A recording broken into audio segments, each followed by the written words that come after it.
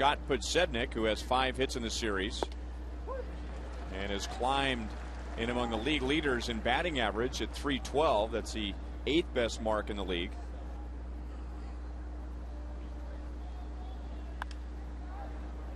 Down quickly, no balls, 2 strikes.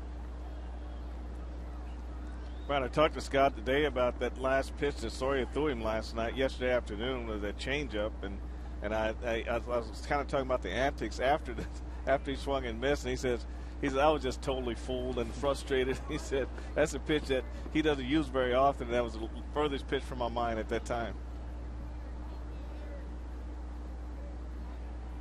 And that's why the question of whether Soria should start or not comes up from time to time. Blomquist retires Podsednik. 1 down in the first inning. 79 degrees. We started at 1:11 Central Daylight Time. The official time and temp presented by the parking spot. Easy to spot, easy to park. The parking spot at KCI. Now, don't get me wrong, good major league closers have good stuff and good pitches, but most of them are not groomed to be closers. They become closers because they only have 1 or 2 good pitches. And Joakim Soria doesn't just have 4 pitches. He has 4 very good pitches. And command of all of his pitches, which he just has uncanny command. I mean, he works the outside corner, the inside corner. He has a real good feel for which breaking ball to use and when. And yesterday he broke out the changeup. And that usually he tries to end the game on the big, slow curveball. But he came back with the changeup yesterday. Was an outstanding pitch. And he 0-2 on Ramirez like he was on Podsednik.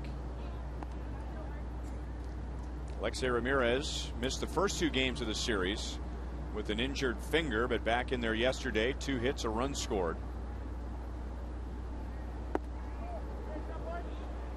2-2. Very similar to Ramirez bending backward earlier in the season when Zach Greinke was pitching up and in. Well, the thing, Ryan, you have to do when you're a pitcher that doesn't have a strong out pitch and you want to get guys out of the way, you definitely got to pitch inside to open up that lane to the outer half of the plate. The White Sox are a great team for taking things away from pitchers, and if they don't have to fear the ball inside, then it could be a long day for Brian Bannister.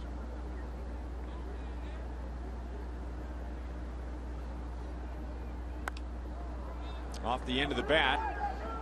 And Butler over near the dugout suite doesn't get there and almost ends up in the dugout suite. Well, that's one of those plays, Ryan, where you got to really get to that rail in a hurry. If you drift over there, you're always going to have to be tentative when you get there.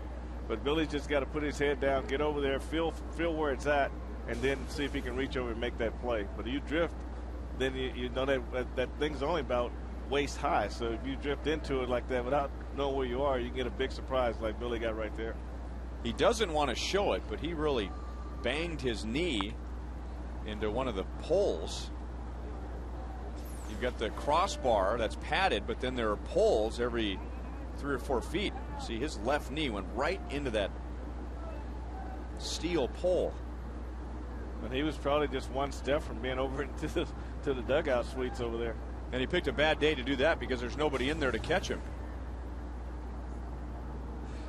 You think they would? That's a lot to catch. You know? Well, they might not catch you, but at least you have someone to fall on before you go all the way down to the concrete. Still 3-2 on Ramirez.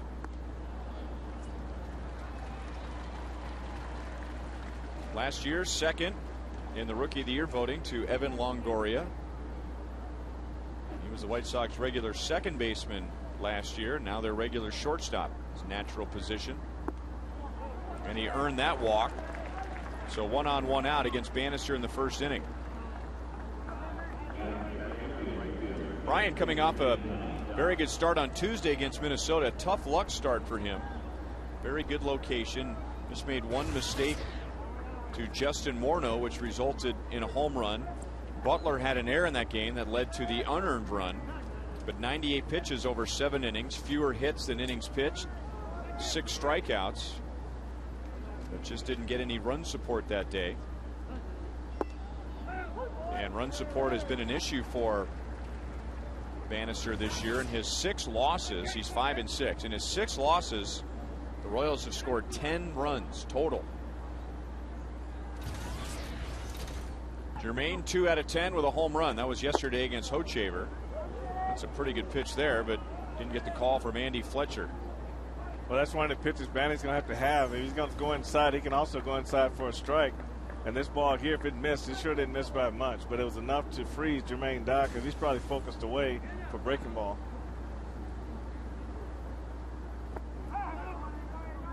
Two and one to Jermaine.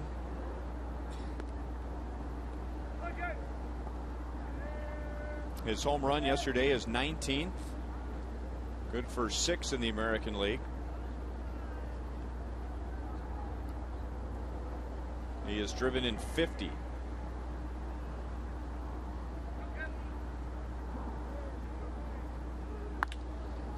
Goes down and gets it and lines it to center, and Meyer is there for the catch. So 2 down, and now Jim Thome.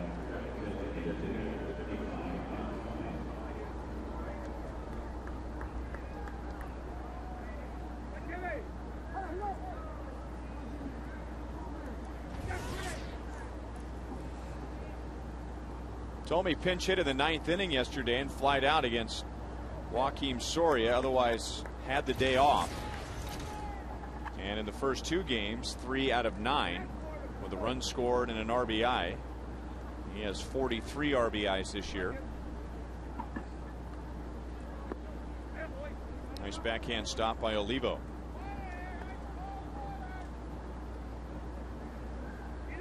Ramirez does have 12 stolen bases, and he's only been caught 3 times, but he's been in a tough spot with Dye and Thome behind him, and you want to let these guys hit with men on base, so he's got to really pick a good time to run.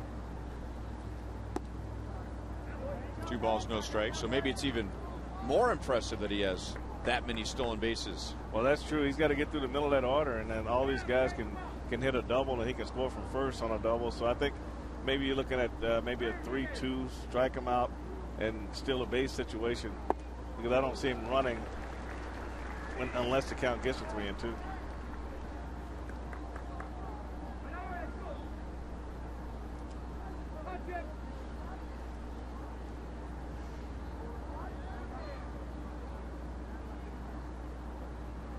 Not running on 2 and 1, and that skips past Olivo, so he moves up anyway. Wild pitch charge to Bannister, runner at second with 2 down.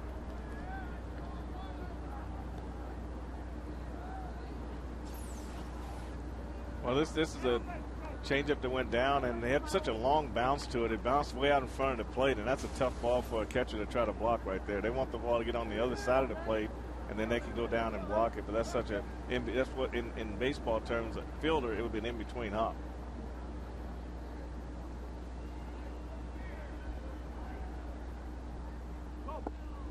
Cutter hits the outside. It's 3-2.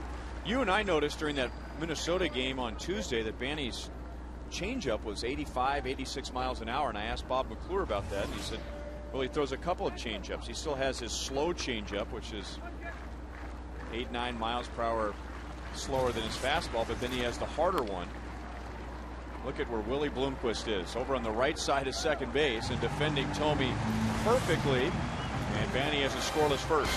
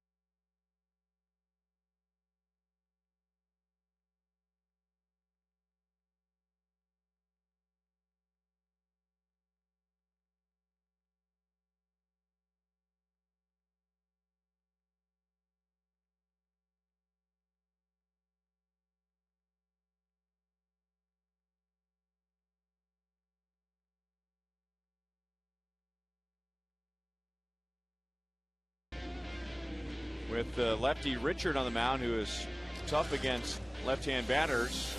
Mike Jacobs is out. Brian Pena gets a chance to be the DH today.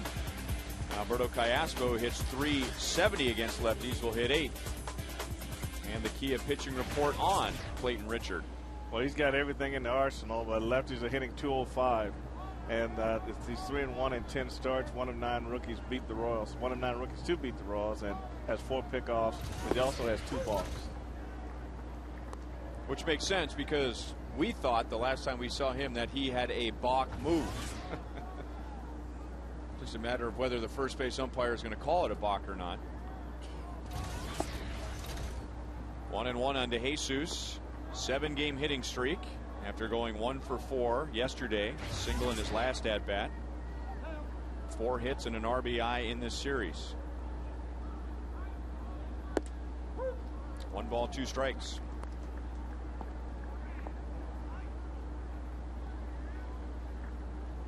David, one of 3 left-hand batters in the lineup against Clayton Richard, along with Tien and Meyer. Still 1 ball, 2 strikes.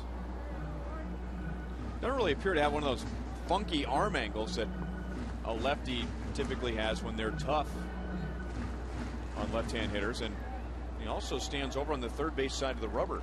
Well, that puts him to the outside, the left-handed hitters, but it's a long way to get inside to a left-handed hitter. They see the ball a little bit longer.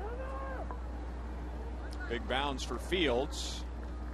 A couple of former college quarterbacks hooking up there. Josh Fields for Oklahoma State and Clayton Richard for Michigan. So 1 away. Chicago defensively puts Sednick, Wise, and Dye in the outfield. Beckham, Ramirez, Getz, and Fields, who typically plays over at third. He's at first for Konerko. A.J. Pierzynski, who had yesterday off from the starting lineup behind the plate.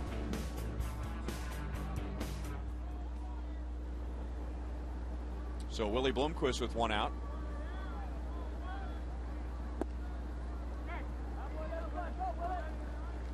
You know, standing on that side of the rubber to right-handed hitters trying at the third base side, it really helps the depth of your breaking ball and help you get inside the righties a little easier if you got a cutter or a hard slider.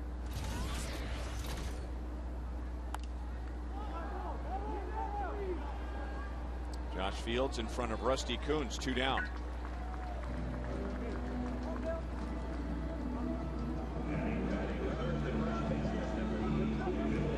And now Billy Butler. Now Billy homered the last time the Royals faced Clayton Richard. And maybe that's why he's moved over to the third base side for a little better advantage against the righties, because righties over 100 points better than the lefties. That's a huge disparity. Well, that would be a sign to me as a right-handed hitter that he's going to pitch inside a little bit more, because it takes that fastball a little longer to get to the outer half, so the hitters can see that pitch a little longer. But as far as getting inside, I'd be more conscious inside than away. 0-2 on Billy. Billy 1 for 11 so far in the Chicago series, and a little better against the left-handers as far as average, a lot better in terms of home run production.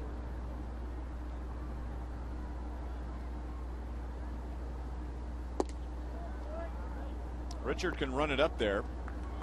Pitch at 97. Typically a fast worker.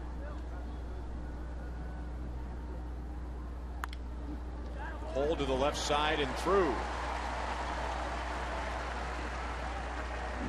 So Billy down, 1 ball, 2 strikes.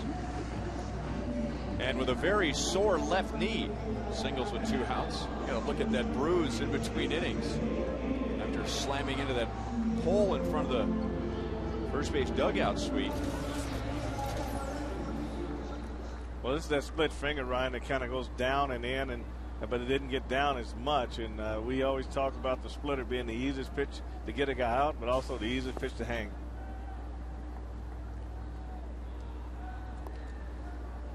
So Billy on for Jose Guillen.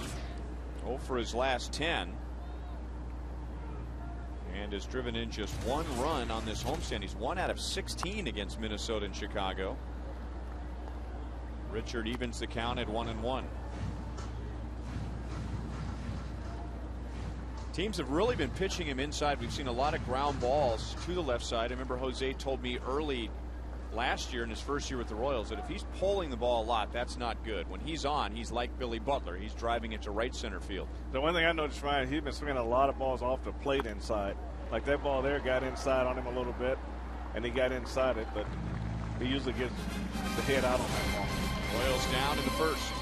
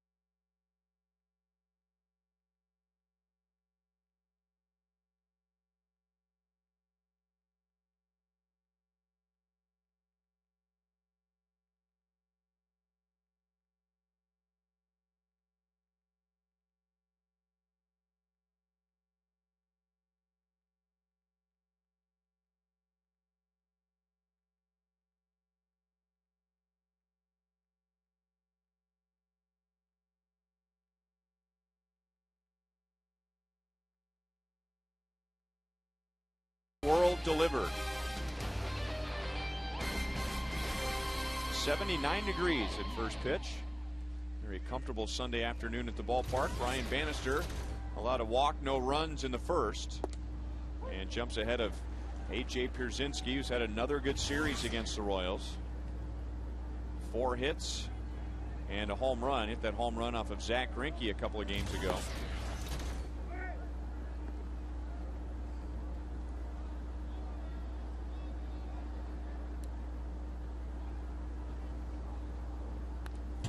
Pierzynski, one of those guys that has had the advantage of being very good defensively at a premium position, and because of that stayed in the game long enough to develop into a good offensive player. I really liked him as an offensive player when he was at Minnesota. I mean, when I watched the left-hander drive the ball off that left field wall, that thing just landed on the chalk. And Pierzynski with a late decision to go to second. Cayaspo leaping up to save it. Pierzynski, who's looking back at Harold Baines, his first base coach. I don't know if he was sure that ball was fair or not. Well, normally you hit a ball this way, he's just really watching, and then he makes his turn right here. But I just don't think he sees himself going for a double on that play, because the left fielders kind of play him around to the line. But Davis made a great throw. The throw's down, might have been a different story. And when you're hot, you're hot, as in reaching out over the plate when it's 1-2 and ending up with a leadoff double. Right on the chalk line too. That means you're real hot. And ball one on rookie Gordon Beckham, who homered yesterday. Third of the year. He has driven in 16.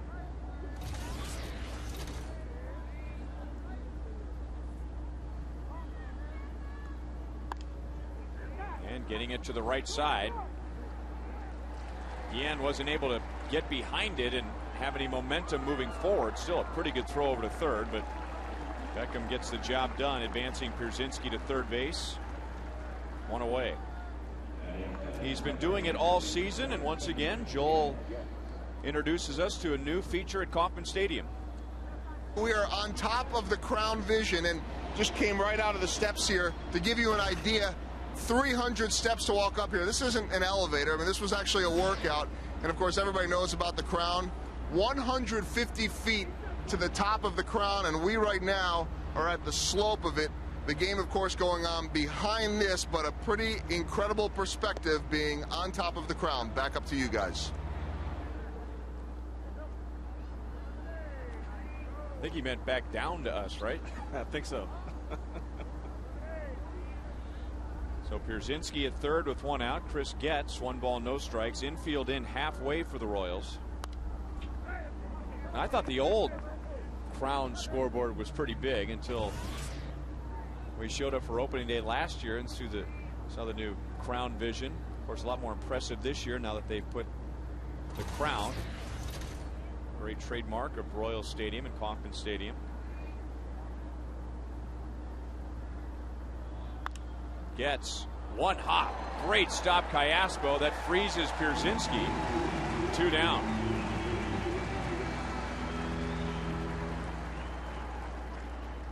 Well, when you're playing the infield on Ryan, it's always a shot in the dark when somebody hits you a shot like that. But he was able to give with it with his body and keep his fielding glove in the right position to make this play. I don't think you can make it any better than that.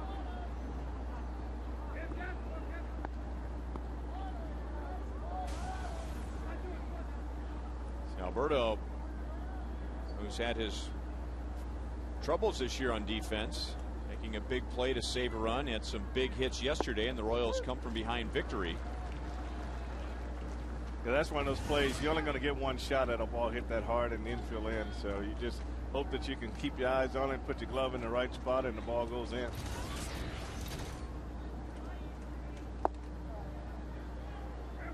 One and one to Josh Fields, who has only appeared as a pinch runner in the first 3 games of the series. At the beginning of the year, he was the White Sox starting third baseman, replacing Joe Creedy, who is now with Minnesota. We saw him at the beginning of this homestand. 2 balls, 1 strike.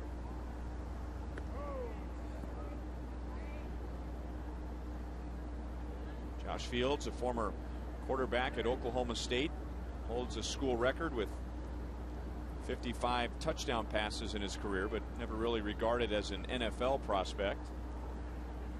White Sox took him in the first round of 2004.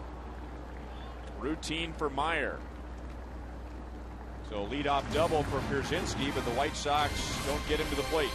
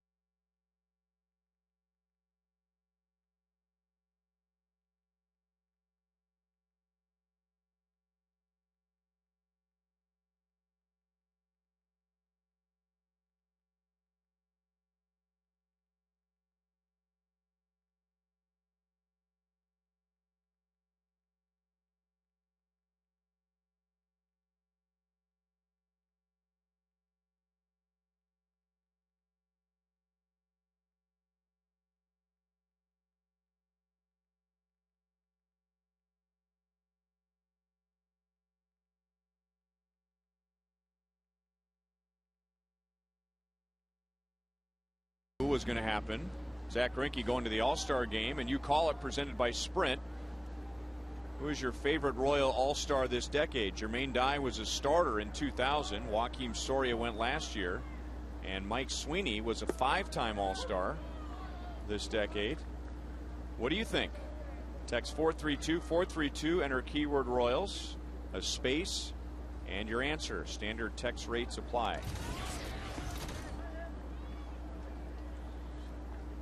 Oh, and 2 to Mark Teahen. 3 hits, a walk in the Chicago series. He has driven in a run.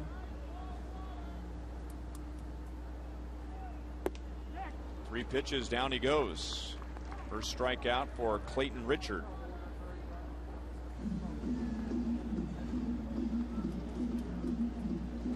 Now, that would be a tough one for the fans right there with Jermaine Dye and Mike Sweeney. You almost have to kind of lean more toward Mike Sweeney since he was actually here with the Royals when Jermaine left and did some great things after he left here. So that's going to be one of those hard things, with the fans right there.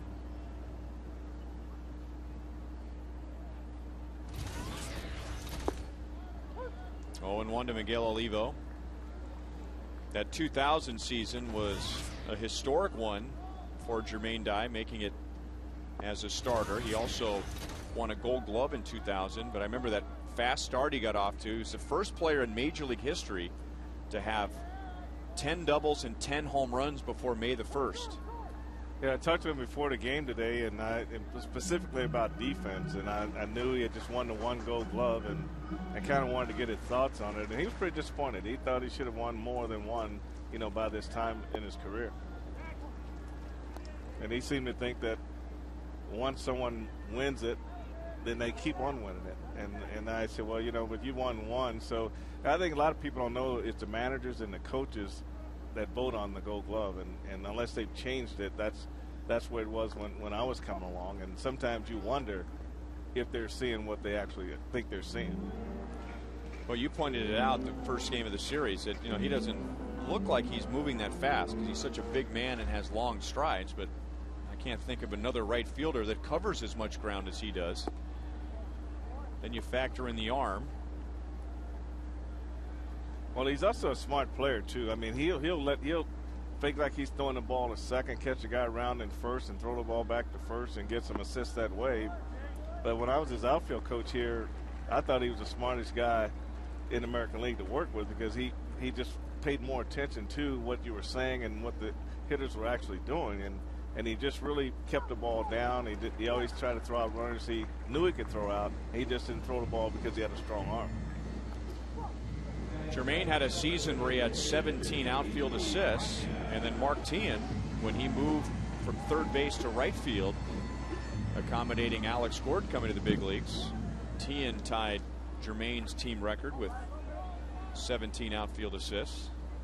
So they're the 2 best right there in Royals history as far as throwing runners out from the outfield in a single season.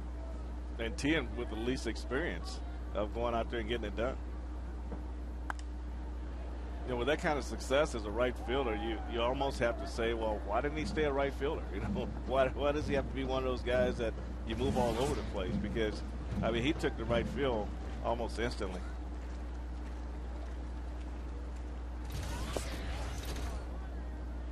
One and 2 on Brian Pena, who homered yesterday. Well, he got him a good fastball from Dotel, and to celebrate his birthday along with America's birthday, that was like his coming out birthday present to himself. So he was really excited about it. And the one thing about Brian Pena, and you like him on your ball club because he's always upbeat. He always makes you feel good about yourself, and when he gets in the game, he's always giving you 100% of what he's got.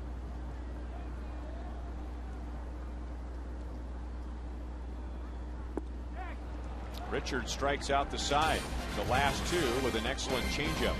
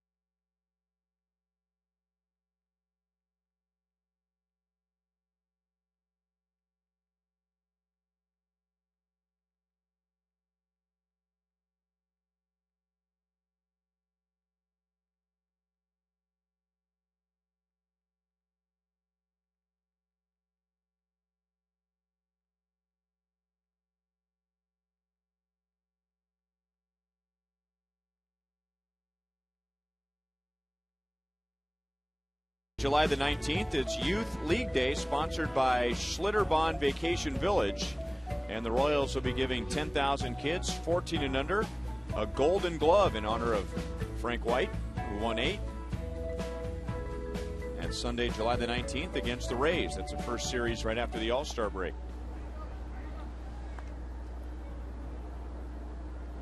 Ryan Bannister has given up a walk and a double in his first 2 innings. White Sox have stranded 2. 1-1 on Dwayne Wise.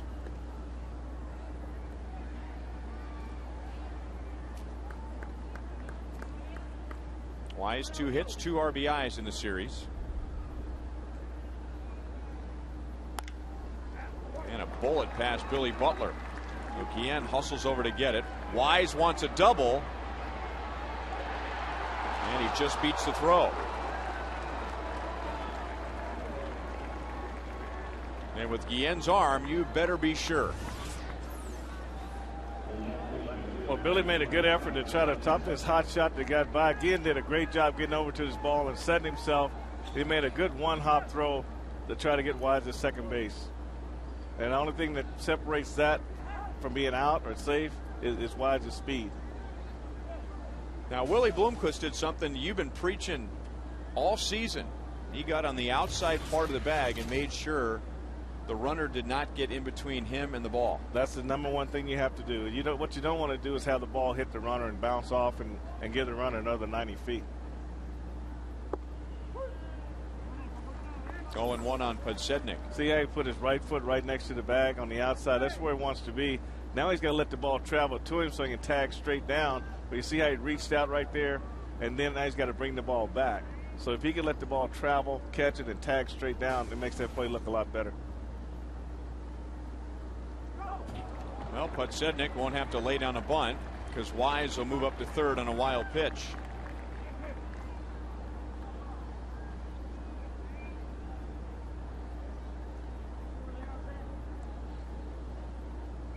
So it sounds like what you're saying is that reaching out and grabbing the ball and then applying the tag afterwards is similar to sliding at first base. You think you're getting it done quicker, but you really aren't. You're really not. You have to let the ball travel as far as it'll travel, and you always want your tags to be straight down as much as possible, and then because the ball's going to travel faster to you than you going out to catch it and bring it back to try to make the tag.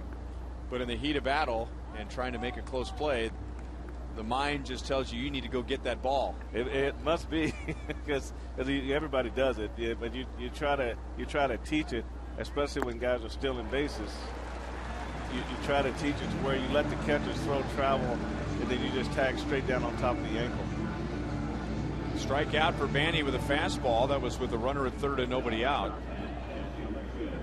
And now one away to Alexi Ramirez. Well, same thing with sliding into first base. I mean, every guy has been coached and taught. It is no faster. In fact, you're slowing yourself down if you slide into first base. But in a desperation attempt to get there as quickly as possible, sometimes the brain just takes over. I remember the first player I used to watch do that a lot of times was Roberto Alomar. He used to do it a lot. And it just seems like it becomes a fad, and everybody thinks, oh, that looks pretty good. And they start doing it. It's more of an act of desperation than anything else. But you really have to make sure you understand the dynamics of the whole thing and how your potential for injury at first base. You can get hurt so many ways at first base going head first. I have heard, and I don't know if you agree with this, that the only time it's acceptable to slide in to first base is if you can read that the throw is offline and it's high.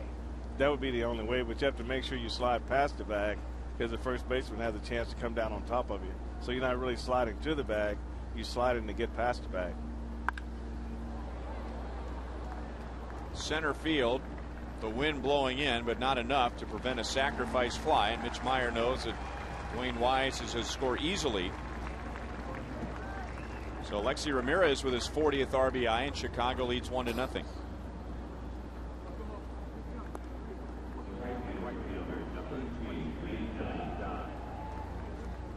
Here's today's Roadrunner Turbo Speed Pitch comparison. Clayton Richard has hit 97 already. Brian Bannister usually tops out at about 91. Double your speed with Roadrunner Turbo from Time Warner Cable.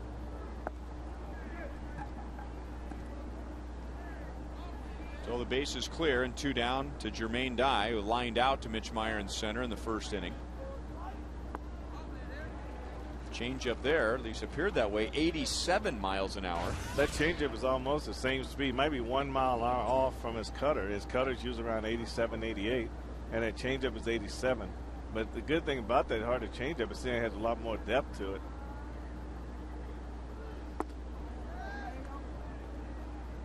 No swing, says Greg Gibson, the umpire at first.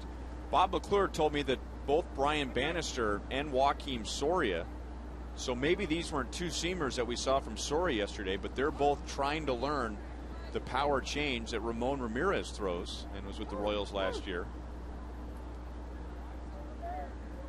Well, the pitch he struck Posada on the end of the game yesterday, I mean, that had to be the power change. I mean, that ball really went in well, and Willie went down well, and that's a pitch that the White Sox weren't aware of themselves. I remember when Soria threw the pitch, you know, we kind of looked at each other and, wow, good sinker. But then I thought, I didn't realize he threw a sinker. Maybe it wasn't a sinker.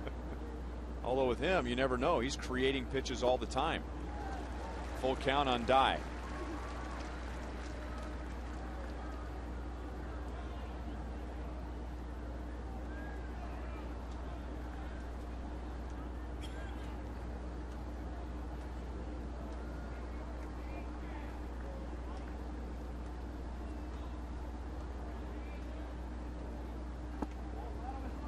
Two-out walk.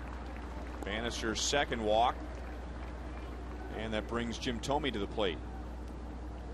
You know, Ryan, with Bannister throwing all these different pitches, he's got the fastball, the curveball, the two-seamer, the four-seamer, and he's got the two different changeups. The one thing that hitters have a hard time doing when the guy's got that many pitches is distinguishing between the different miles per hour. So really the only time I think he can get hurt is if he follows the changeup with the curveball.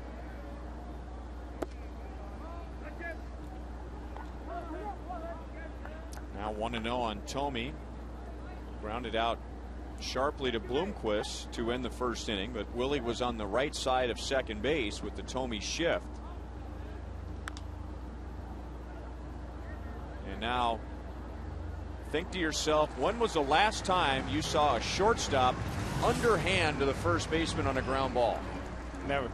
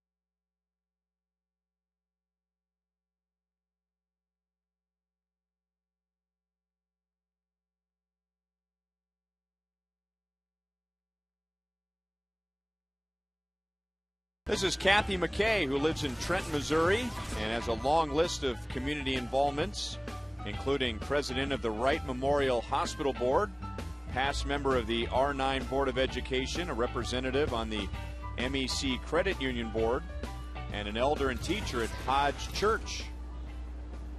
Today, she's enjoying the game from the Buck O'Neill Legacy seat. Alberto Callaspo, 7-game hitting streak, driving in 3 yesterday. hitting .370 from this side of the plate. And he will add to that. The Royals have their second hit. First time they've had the leadoff man on. Today's league leaders brought to you by your Kansas City area Toyota dealers. And Callaspo, 5th in the league with the then .370 average against the lefties. Lexi Ramirez also in this game today, but facing righty Brian Bannister. Derek Jeter hitting .452 against lefties this season.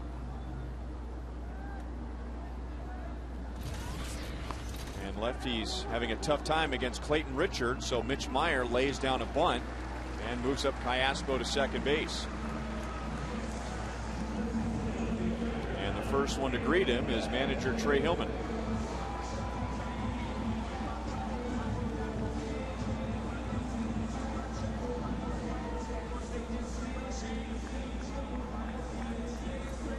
So a runner at second with one out for the top of the order. And David DeJesus rolled out to first in the first inning. Yeah, all those many hours of bunting that we did in Double-A, it's really nice to see Mitch get that bunt down.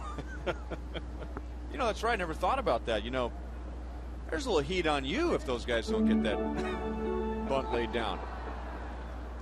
I was following the organization's plan. That was once a week. I don't know. Once a week we got the machine out. We're bunting for quite a while, so it's neat to see the guys that come up through the system be able to get the bunts down. Yeah, I'd forgotten about that since it'd been a few years, but I'm going to have to keep a closer eye on Billy, Alex when he comes back. Now, Billy, I only asked Billy to bunt once for me, and he got it down. Now I'm talking about Billy's entire game. Oh, maybe we can start hanging some stuff on you with when guys aren't having good games. When you imagine the minor leagues, Ryan, you imagine to the organization's plan. This is the plan that the minor league system, the farm director, and all the people working in the minor leagues. This is their plan for this particular player, and your job is to make sure he gets a little bit of that every day. Is that right out of the handbook? Right out of, well, whoever's in charge, out of their handbook. That was one thing that they do in the minor leagues, though. Fundamental wise, they cover all the bases on a regular basis, and you know, from bunting to base running to game situations. So all the different pitching philosophies. You have a roving catching guy who works with the catchers on blocking balls and calling games, and so they covered pretty thoroughly. JJ does a great job along with Scott, and so the guys that come up through our system once they get here should be in pretty good fundamental shape. Now Billy played right field for me though. He didn't play first base.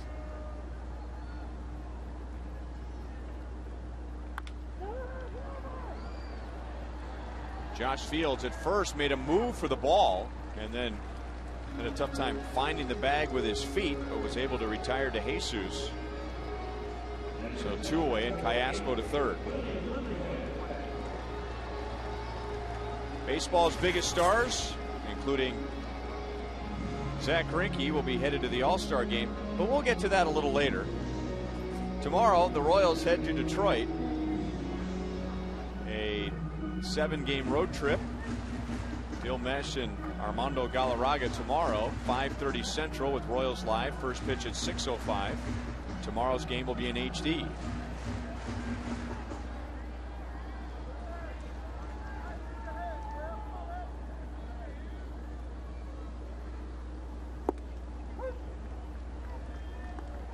Oh, and 1 on Willie Bloomquist. Willie fouled out to first in the first inning.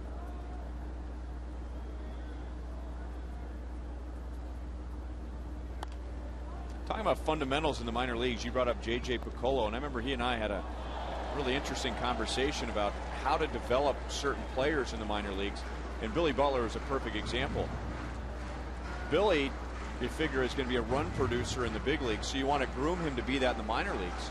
But when he first gets to the big leagues, he might be a number 6 or number 7 hitter, and he might be asked to bunt. He might be asked to hit a ground ball to the right side. Things that he wasn't necessarily groomed to do in the minor leagues. That's kind of the rub. You know, on one hand, you want to prepare them for the long term, but at the same time, prepare them for what they'll need to do when they first get to the big leagues. Well, I mean, he's right on right there, and I think that's what you don't get in college. You don't get that guys projecting what they may be once they get to pro ball, and that's why everybody in the minor leagues, everybody's required to do the same thing. They want to make sure everybody gets their bunting skills down, their base running. So all the things that you go over in spring training here, these guys do every day. Every day these guys are out on the field at 2 o'clock, and they're doing all their fundamental work, and then they have to come back and play the games, where here is not as intense in that area of early work, where there's early work every day in the minor leagues.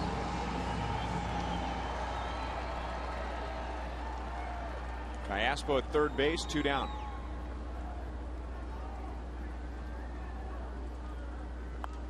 I could see for you as a manager, 7th or 8th inning, runner at second base, nobody out in Double-A. Billy Butler comes up.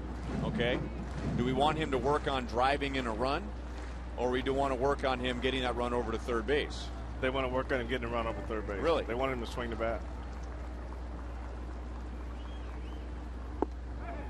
2-2. But I mean, in the minor leagues, though, in that situation, you're the manager. Do you want Billy to find a pitch that he can drive to get that runner home from second base, or do you want him to think ground ball to the right side? Well, you're still trying to do the fundamental thing, which is drive the ball to the right side, but you don't want to take the bat out of his hand and make him bunt in that situation when he has the ability to hit a double himself and possibly hit the ball out of the ballpark. But you're kind of picky guys, you know. In the minor leagues, anyone who's got the prospect tag on them, you want these guys in every conceivable situation that can come up on the field. Yeah, I mean, there's certain guys that you might, if you were here, pinch hit for, like a light hitting shortstop. But if he's a prospect, then they want him to hit in that situation, and so they don't want you to pinch hit for him or pinch run for certain guys. They just want to make sure everybody gets an opportunity to play every conceivable situation that can develop on the baseball field. Willie having an at-bat here like he did on Monday against Nick Blackburn. Another foul ball. That was a 15-pitch at-bat against Nick Blackburn. And Willie has gone 9 in this one with Clayton Richard, including 5 foul balls. So 9 means, in Kevin Seitzer's mind, this is a productive at-bat. A productive at-bat in terms of mounting the pitch count, and hopefully in the 5th inning or 6th inning, it means a big difference whether or not the pitcher continues or not. Let me reword that. This is a quality at-bat. If it's a productive at-bat, well, then Willie's either on base and or drives in Alberto Cayaspo. Right. Well, they've just been trying to work him inside. They really haven't gone away. And, you know, Richard's changeup has been pretty good down and away, but with Willie, they've been staying primarily inside. Rounds it left side and through. 11 pitches. And it pays off for Bloomquist and the Royals, and they tie the game at 1.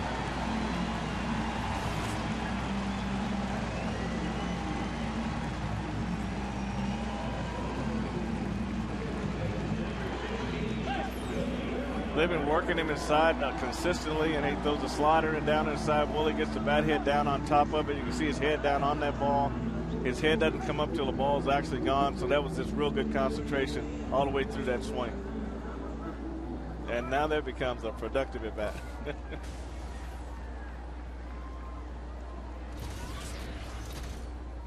Billy Butler singled his first time.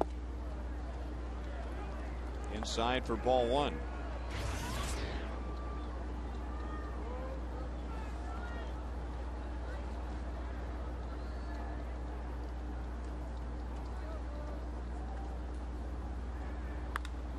And that's hit hard into left field. So Billy 2 for 2 after beginning the series 1 for 11.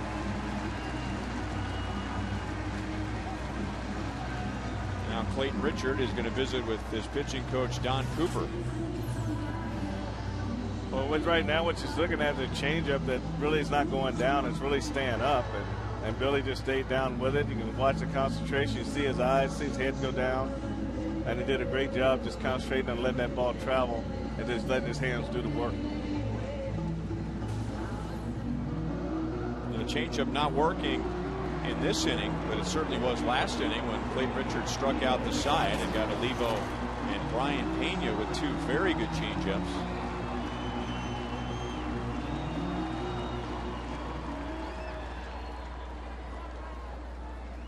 Gordon Beckham had just run into the dugout when Don Cooper went to the mound to get some sunglasses. Guillen flied out to center in the first inning.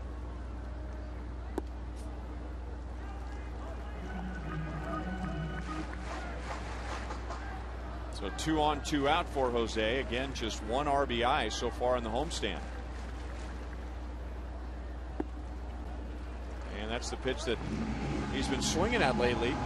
Lays off it, and it's 2-0.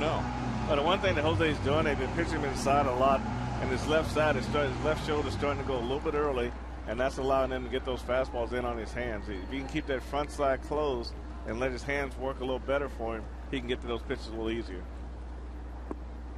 Yeah, I'm glad you said that. I was thinking the same thing on that last pitch. Almost looks a little jumpy. Yeah, when you get pounded inside a lot and you've been jammed a few times, and then you will get jumpy. You got to realize that you can't. That's not a strike. So you got to take that pitch. But right now everything's coming in. He thinks he sees it well enough, but it's jumping in on him so fast that he can't get to it. Now, rather than letting his hands do the work, which he normally can pull those hands in and hit that pitch, now his front shoulder's going early, and that creates a little drag in the bat. AJ Pierzynski might be reminding Clayton Richard that on deck is Mark Teahan, a left-hand batter, and Richard holding lefties to about a 200 batting average this year. So how badly do they want to give in to Jose Guillen, a right-hand hitter on 3-1? Well, they came right at him. Full count. Yeah, that might have been one of those mind games AJ Pierzynski playing, going out there and saying, hey, throw it right down the middle, but let's see if we can get him thinking we're going to pitch around him. Well, the one thing about Clayton Richards being on the third base side of that rubber, he's really already inside to a right-handed hitter, so it'd be a matter of whether he can keep his fastball from running back out over the plate. Wise in center field makes the play, and Guillen flies to center again. Royals strand 2, but tie the game.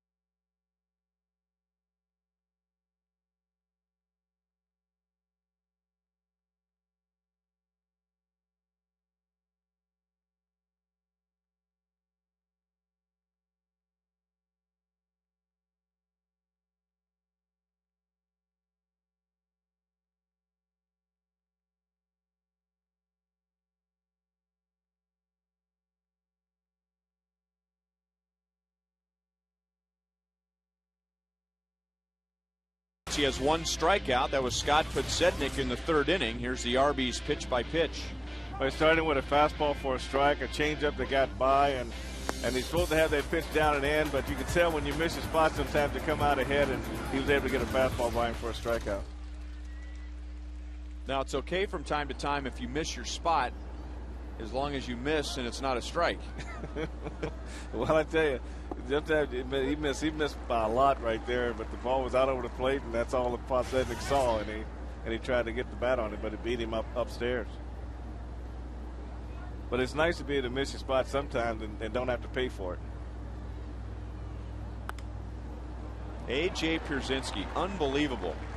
He was down 1-2 in the second inning and poked a double up the left field line. Now down 0-2 in the fourth, and gets it in between Tien and Bloomquist. 2 for 2 today, and 6 for 11 in the series. Well, I think what he's done, Ryan, he just looks breaking ball, and he hits these breaking balls like you're supposed to hit them. He's hitting them the other way. He's not trying to pull the ball. He sees it a long time, stays back, and all he does is just slaps it to left field. And obviously you've seen a lot of these pitches over the season because he's hitting them like he's looking for them. So maybe it's time to just try to jam him up inside and do something totally different. However, he had a home run against Zach Greinke a couple of games ago, and Zach tried to come up and in with a first pitch fastball. Well, you just can't miss. You just got to get it in there and make him move his feet. And then when you do throw that ball to the outer half, I think you should go mainly to a harder breaking ball rather than a curveball, because the curveball sits up there a little bit longer. So you say, when you're saying start him off with a fastball in, not necessarily a hittable fastball. Not for a strike, no. Gotcha. Just off the plate. Just make him move his feet a little bit and then set that pitch up a little bit better. But go with a different pitch than the curveball, because he's been able to wait on the curveball. So maybe go with a cutter on the try to backdoor a cutter might be easier than that curveball. That ball is crushed to left field. That thing had no arc to it at all. Just a deep line drive off the bat of rookie Gordon Beckham, and it's 1-2.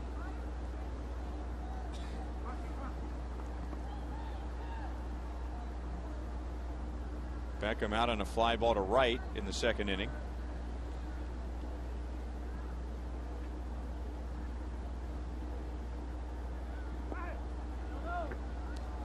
Two balls, two strikes. Today's Firestone leaderboard is a look at the American League Central standings. Minnesota is ahead of Detroit 3-0 in the fourth inning. The Tigers, the Royals' next opponent. First time the Royals will be in Detroit this year. 2.5 game lead over Chicago coming in, 3 over Minnesota. Shallow left to Jesus coming up. Nice play.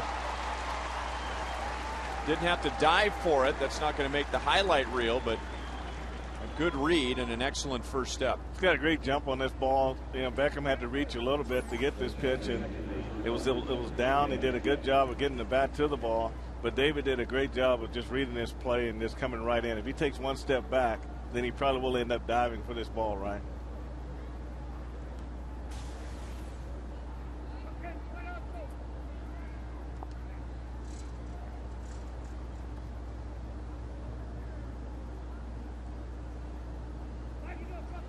And now Chris Getz, Ryan Bannister's biggest out so far today was Getz in the second inning on a ground ball to Cayaspo. Pierzynski was the runner at third with one out. The Royals had the infield in, and Getz hit a soft liner towards second, and Cayaspo with a very awkward but good play at second, keeping that ball on the infield and holding Pierzynski at third. Pierzynski runs. Did he get a piece? Got a piece of Miguel Olivo, that's for sure. Willie Bloomquist down at second base wants to know, was that a foul ball? It'd be nice if somebody would explain what was going on here. Getz doesn't know. Ozzie Guillen has to come out of the dugout to figure out what happened. Well, this is a changeup that goes down, and now this is where the problem is. It hits right on the front edge of the plate, and Getz took a swing at it, so it could have sounded like a check swing. Well, a foul ball. How about throwing your hands up in the air? I mean, what does the right hand pointing towards the Royals dugout mean? I mean, don't you put your hands up in the air when it's a foul ball and a dead ball? You should. Not one of the four guys did that.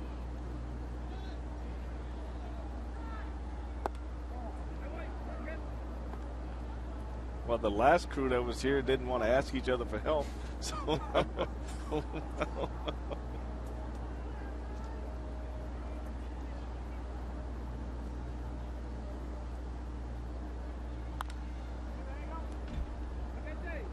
Still 1-2 on Getz, who is playing this year with a fracture on the tip of his right middle finger, which he injured fielding a ground ball. Able to play with it, but not 100%. And a hitter is never 100%, are they, Frank, when something's wrong with their hands? Especially those, yeah, you're right, Ryan. Hands, fingers, they're just not going to work that well. And the one good thing about Chris Getz is he's not really looking to hit home runs, so he's just looking to just get base hits. So he's probably not going to overswing and put that much pressure on it.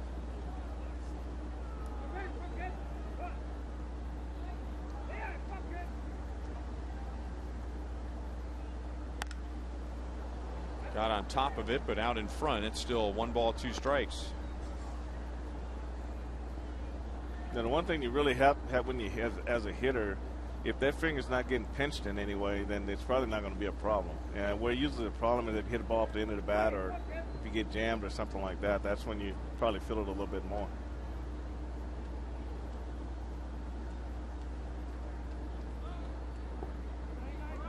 Olivo blocks it. It's 2-2.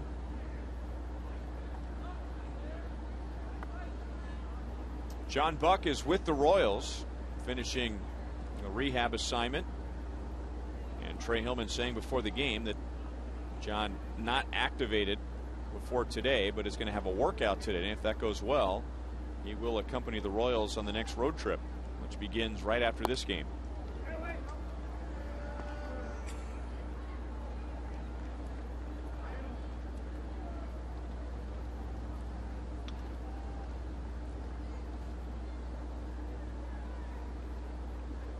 Pierzynski at first base, 1 out. White Sox scored in the top of the 3rd, Royals in the bottom of the 3rd. Pierzynski running again, and that's placed perfectly with Bloomquist going over to cover. So 1st and 3rd and 1 out. He didn't get it on the ground like you normally try and do with a runner going, but just trying to make any kind of contact and rewarded with a base hit.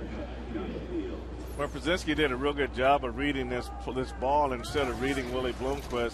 Willie comes over and tries to deke him in the thinking that it was a play around the bag, and Pierzynski, being heads up, continued into third base and didn't slow down.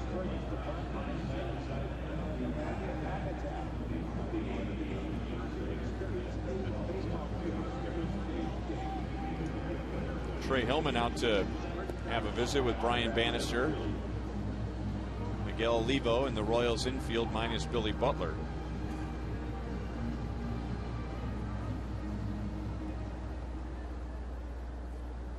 And now Josh Fields flying out to center in the 2nd inning.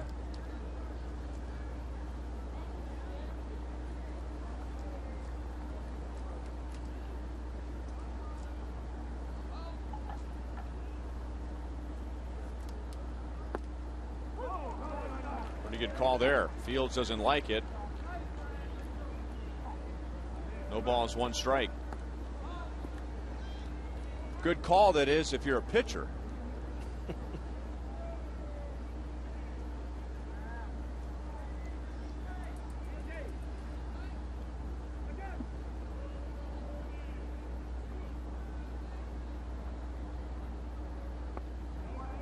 One ball, 1 strike. When the White Sox were here at the end of May, they swept the Royals in 3 straight games, and Josh Fields had 2 big hits. Had a 2-out, 2-run hit against Zach Greinke in Game 3, and a 2-out, 2-run hit against Brian Bannister in Game 1. So the Royals were not sad to see him out of the order.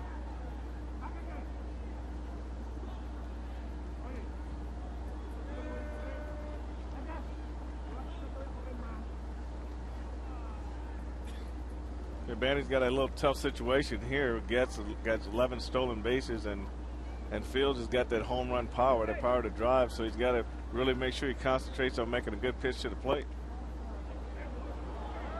2-1.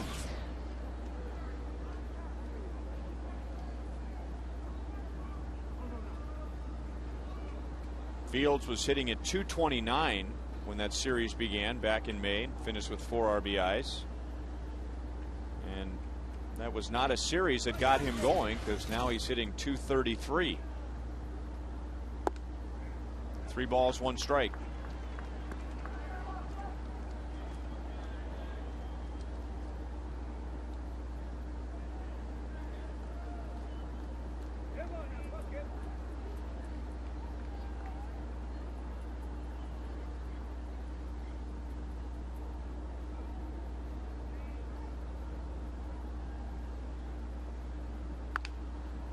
Chance for 2. Callaspo hesitated throwing to second base. A run scores and the inning continues.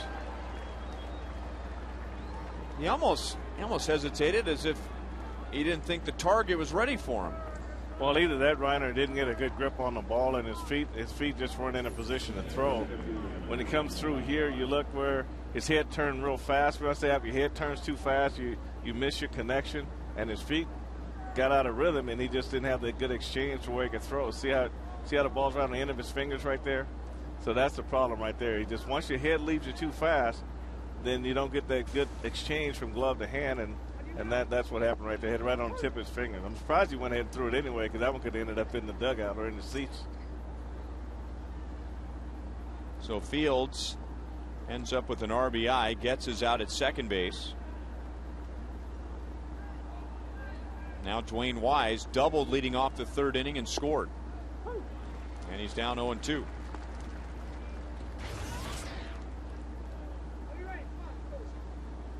That's a big miss right there. Those are kind of double plays that you expect to turn, and those are the simple ones that turn, but you still have to do things fundamentally right to get them turned, whether the ball's hit hard or just fed to you by the shortstop. Manny comes back with a strikeout of Dwayne Wise, but the Royals failed to turn a double play, and the White Sox lead.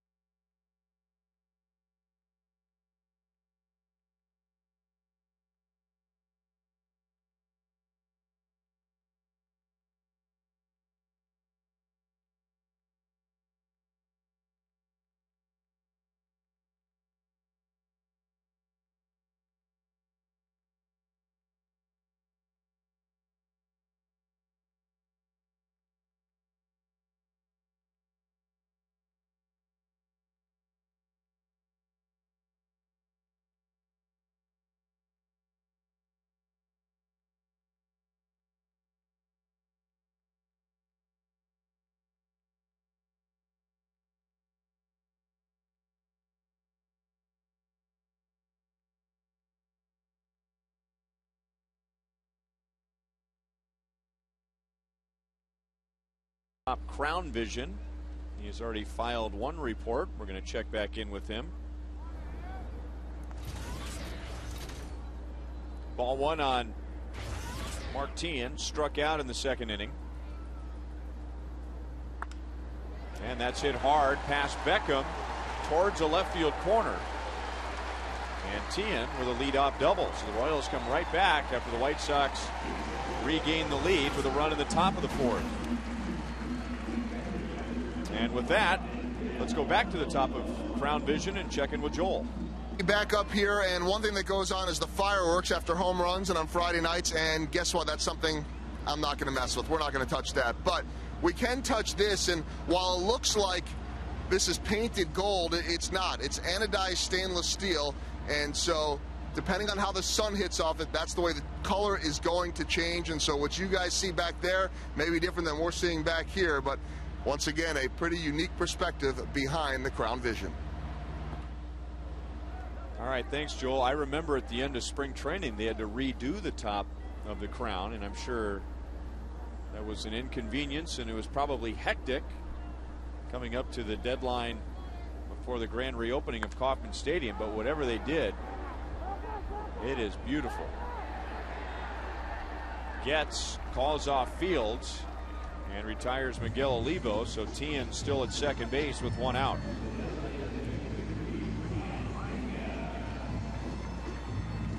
You know, that anodized steel, but before I went to work for the Royals, for the Baseball Academy, I worked for a company called Metals Protection Plating Company down on Truman Road, and that's what they did. They anodized steel and sheet metal, and pretty interesting process how they go through that. Well, just as Joel said, I mean, it depends on what angle the sun is hitting it, and that's the different color you're going to get.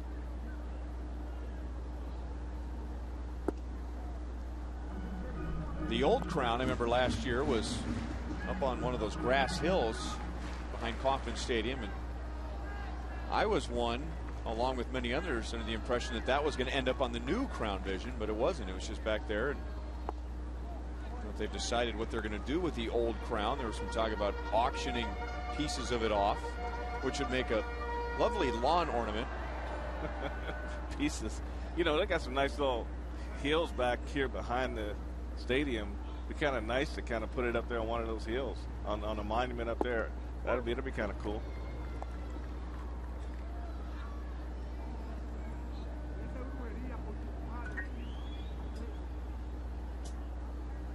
Brian Pena struck out in the second inning.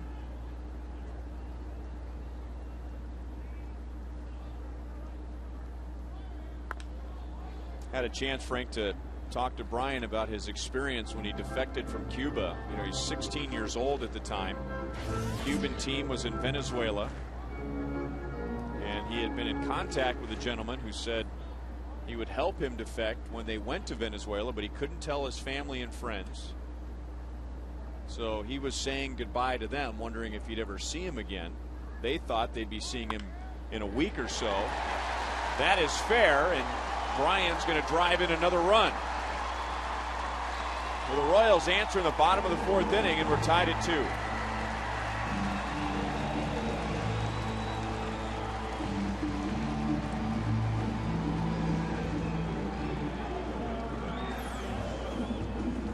But does a good job right here.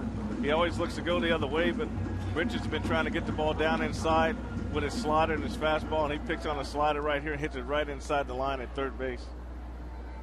You know, with Olivo not advancing Tien to third base, that was a big hit right there.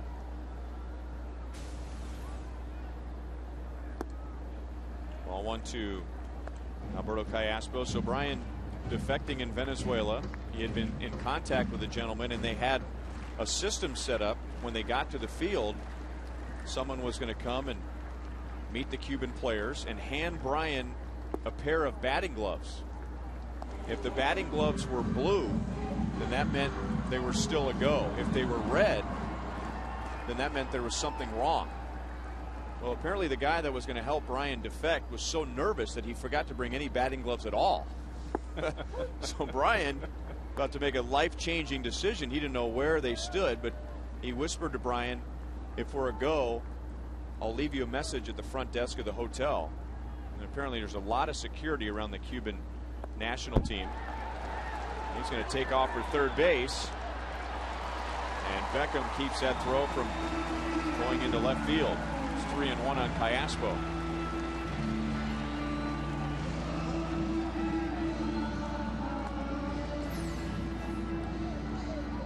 Now this is another tough pitch for the catchers right here, but the thing you got to do, Ryan, is when you expect that ball down, you got to drop down and try to block this. And Brzezinski never really got his glove to the ground, and that ball went right by his glove.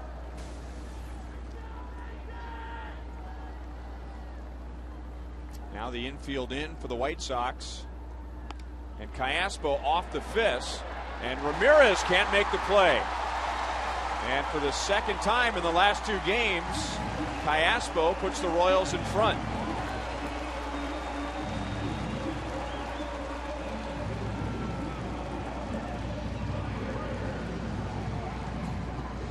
That's one of the dangers of having the infield in right here, Ryan, is that once you pitch up, you put the ball automatically over the infield, and so these are the kind of things that can happen. So you really want to pitch down in that situation, and Brian was able to really just get the ball right to the edge of the grass and on the infield and get a base hit. I'm sorry, Cayaspo get a base hit and an RBI. And the trademark big smile on Brian's face.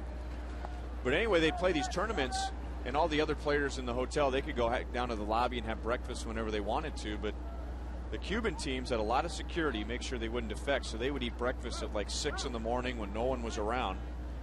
But he checked for that message at the front desk, and it was there, and he asked if he could use the restroom while he was having breakfast. There was a window open in the restroom at the hotel. He crawled through the window, got in the gentleman's car, never met the guy before that trip to Venezuela, had no idea where he was going. He was 16 years old. He didn't know any English.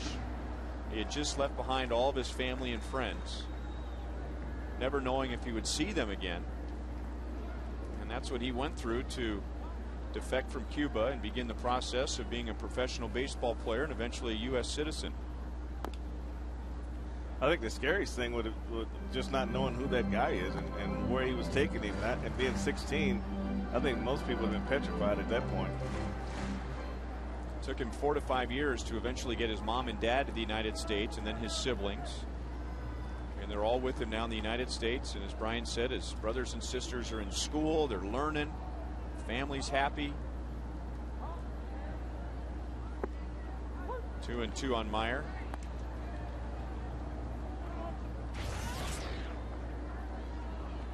But it's been 10 years since he's been back to his neighborhood in Cuba. He was on a Cuban junior national team, which included Alexi Ramirez, who's at shortstop for the White Sox.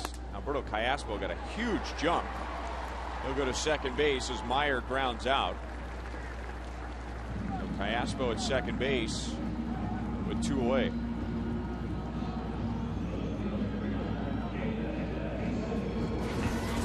The 4th T-shirt Tuesday is July the 21st, and it's going to give a nod to the 80s. Royals and Angels at 7:10. First 20,000 fans will receive a shirt featuring a retro-inspired Royals graphic from Sprint.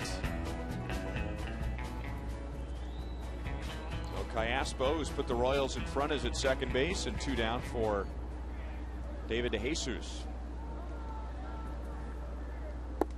Just to finish the story, Frank, Ryan Pena was not on the senior national team. He's on the junior national team. But how about this roster? Alexi Ramirez, Kendry Morales, Unievsky Betancourt, and Yunel Escobar, who's now with the Braves. That was the junior team. Left side, and barely gets through.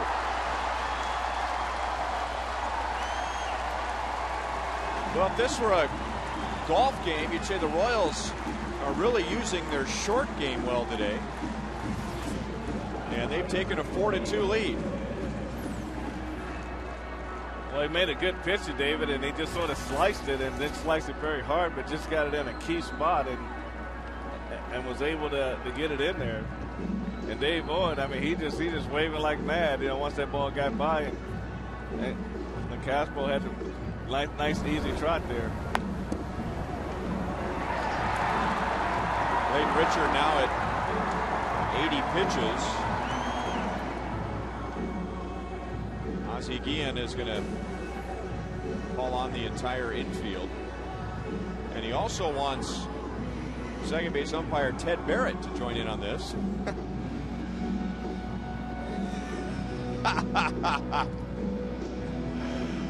Just wanted Ted Barrett to come over to have Ted Barrett make the call to the bullpen.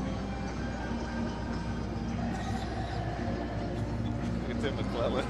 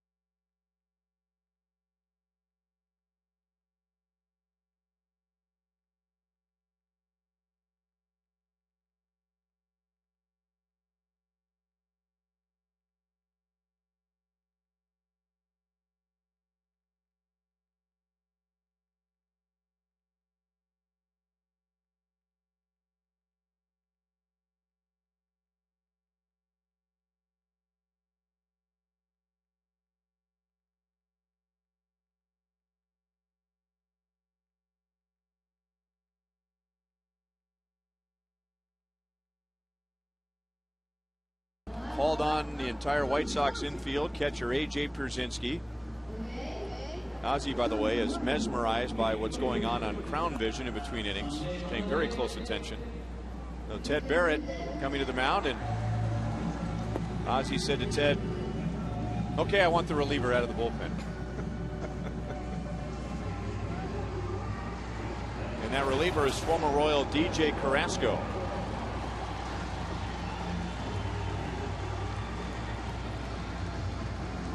Ozzie Guillen recently said, when he was asked about who he felt was worthy to go to St. Louis for the All-Star game and represent the White Sox, he put DJ Carrasco on that list.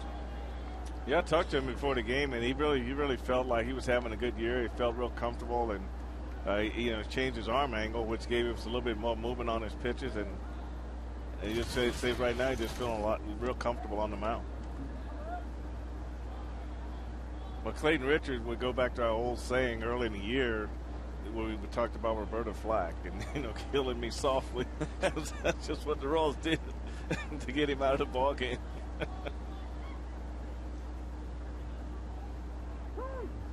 Yeah, you're going to look at his line in the newspaper tomorrow, and he's still responsible for DeJesus at first base. But 3 2/3 innings, 8 hits, 4 runs. You think, oh, he didn't have a very good day. And he didn't have a great day, don't get me wrong, but it looks a lot worse than it actually was. Well, that's a case of making good pitches and not getting away with it.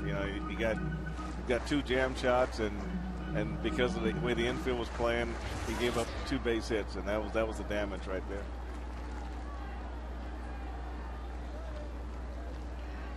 Bloomquist driving in a run in the 3rd inning with a single, 1 for 2 today. 1-1 against DJ Carrasco. By the way, as it worked out, the White Sox were having a good year, not a great year, but 2nd place in the Central, 2.5 back. Only had one of their players elected to the All-Star game, and it was Mark Burley. So no White Sox position players named to the team.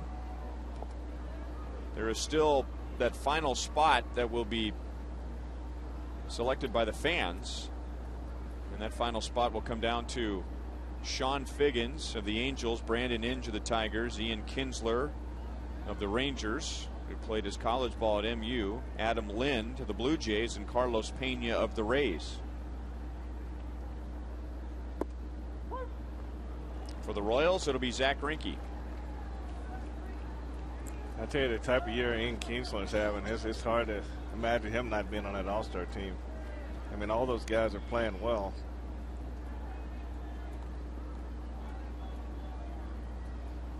But his name just kind of jumps out at you because of how well he played against us early in the year and how well he just got off to a great start this year.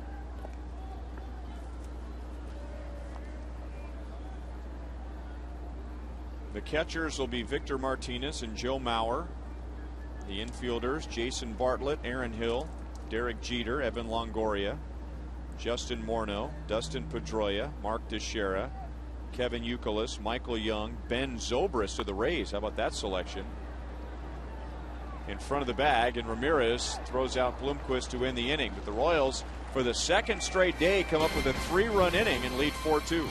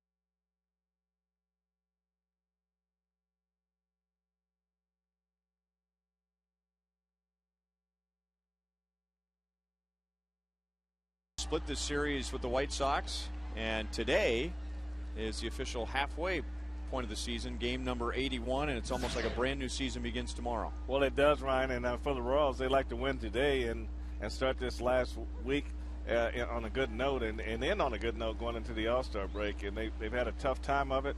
And if they could have a great week on this next road trip, starting with today's game, then that'll give them a lot of optimism going into the All-Star break and hopefully a renewed spirit coming out of the All-Star break.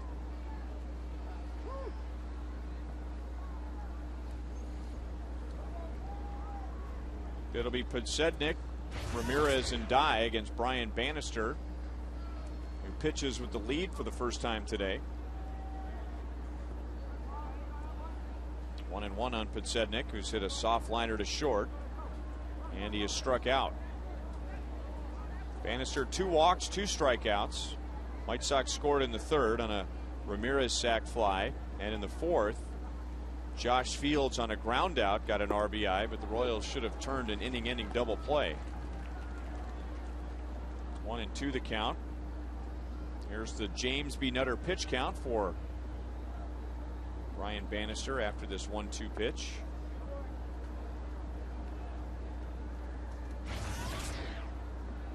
'83 pitches, 51 of those strikes. He's had 2 long innings and 2 short innings. 23 in the first, 25 in the fourth. And now Podsednik leads off the 5th inning with a single.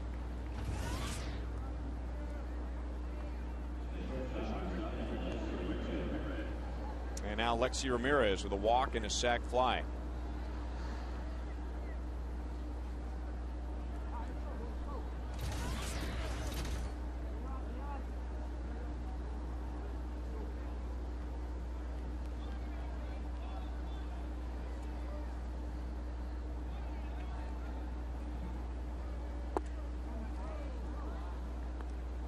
One and 0.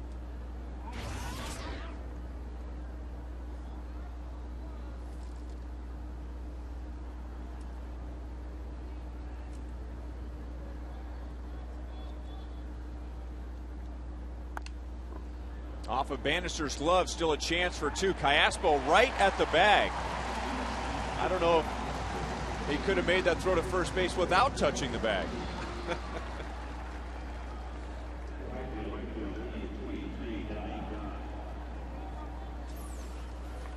Well, this is one of those balls here where the pitcher he starts to reach for it and changes his mind and lets it go, and Alberto gets over there and actually just caught the ball and tagged the base at the same time.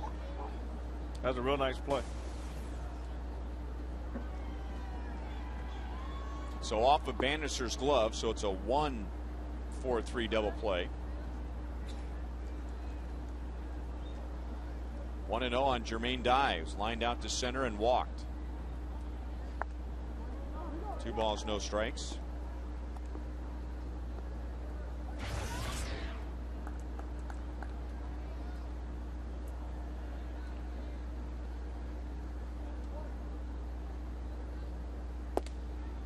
Two and 1.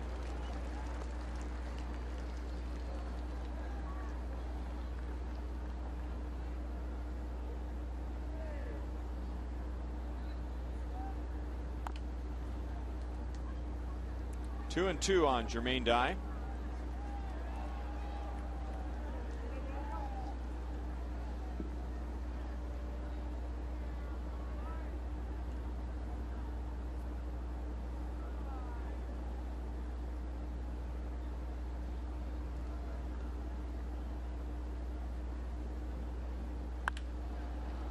And a deep left to Jesus on the run, leaping and making the play.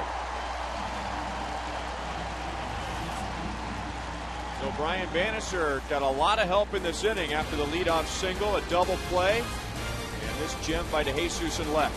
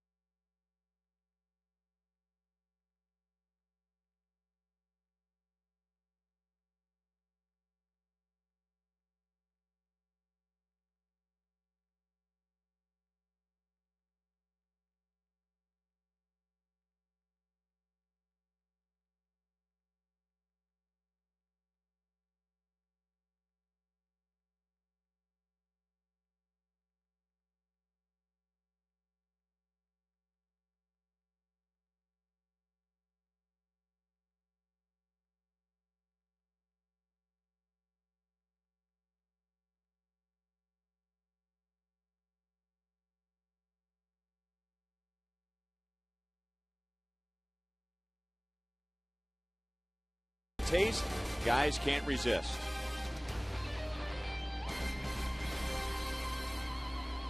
Billy Butler, Jose Guillen, Mark Teahan in the bottom of the 5th inning against DJ Carrasco, who got the final out for Clayton Richard in the 4th.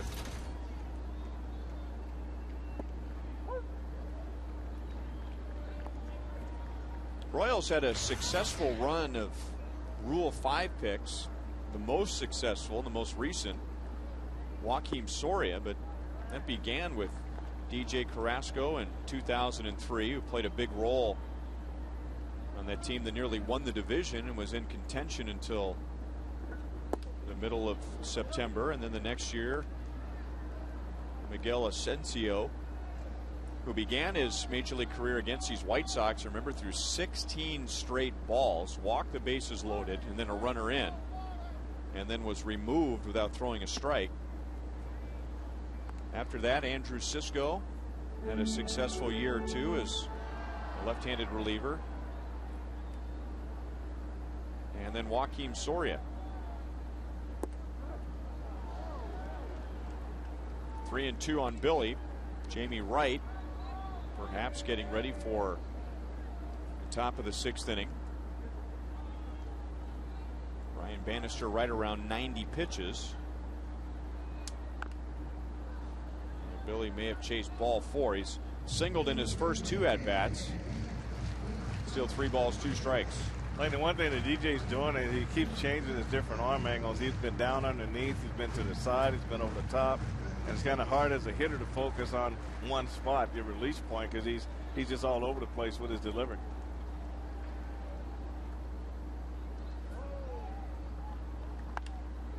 Fouled away again. It's kind of ironic that he's pitching for the White Sox now. I remember when he was with the Royals, and he got into a pattern that when he would drop down, it was always a slider.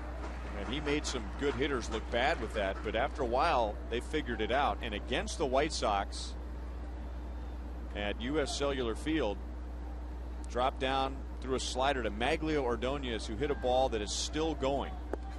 And DJ realized, you know what, I might have to mix it up when I drop down sidearm. Billy reaches with a walk, and he's on base for the 3rd time today. You Call It, presented by Sprint.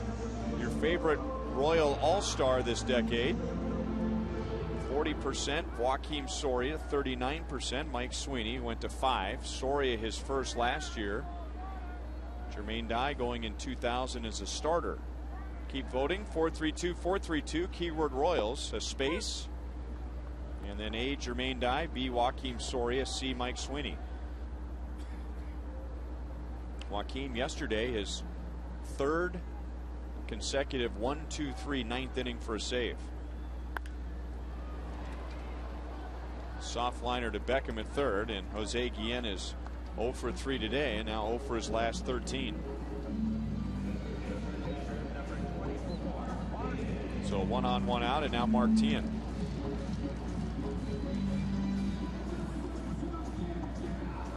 You hit a home run in an All-Star game. Did you know that? Luckily. I did. How do you luckily hit a home run in an All-Star game? That was an 0-2 count. So I call it luckily. It was at the Astrodome, right?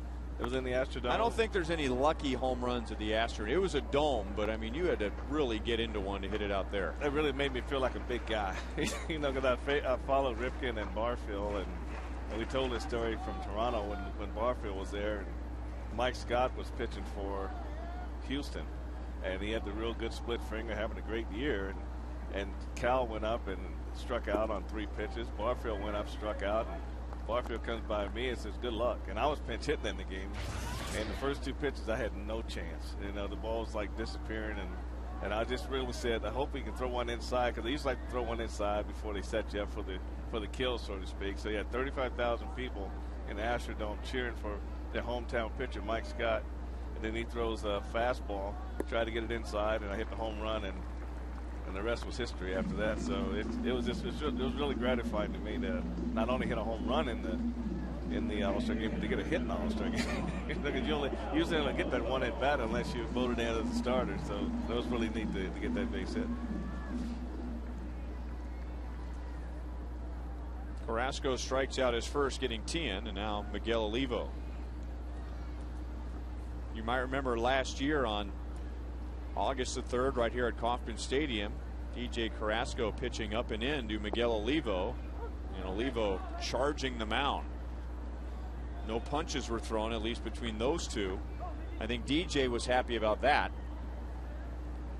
But then later in the game, Zach Greinke hit Nick Swisher, and Zach was suspended because of that. You see a lot of quick reactionary things that come from Olivo. You know, certain things that happen to him on the field, and he'll always react aggressively first, and then somewhere in there he figures it out that, hey, this wasn't as bad as it may have appeared, and then he backs off. You know, he got run over at home plate, and then he comes back. Well, in case the guy wants to fight, I'm ready. He realizes, okay, nothing's going on, and just when he gets halfway out to the mound, he says, oh man, why am I out here? You know? So.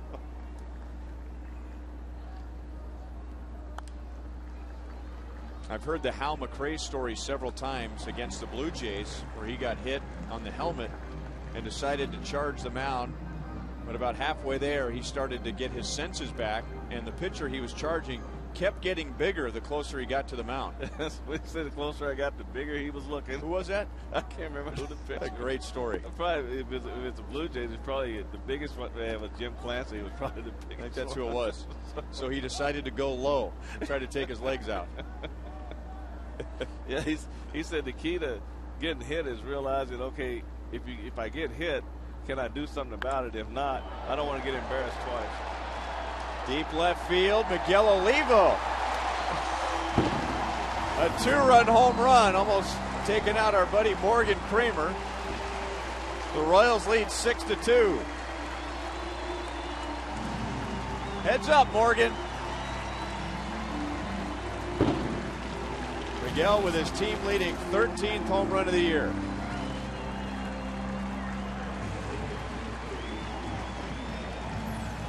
The one thing that Miguel does, he takes his hanging slider and he really jumps on it. It stayed out over the plate, middle end for him, and he really got the head out on it. He knew right away that was his gun. He had that ball was going out of the park. You can really tell with Miguel because they always get a little hop after he hits the ball.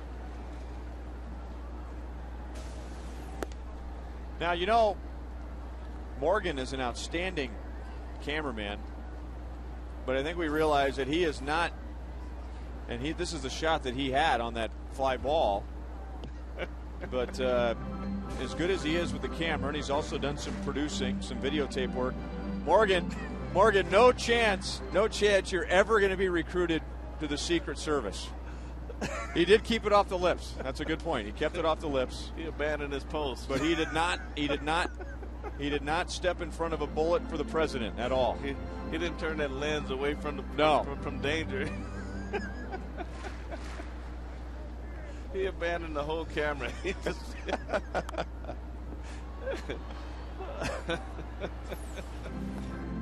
He did end up with the ball. Hey, that's Chris. Hey, Chris got it. Well, that makes up for everything. Morgan is from my school. It'll get out of the way, let it roll around, and pick it up when it stops.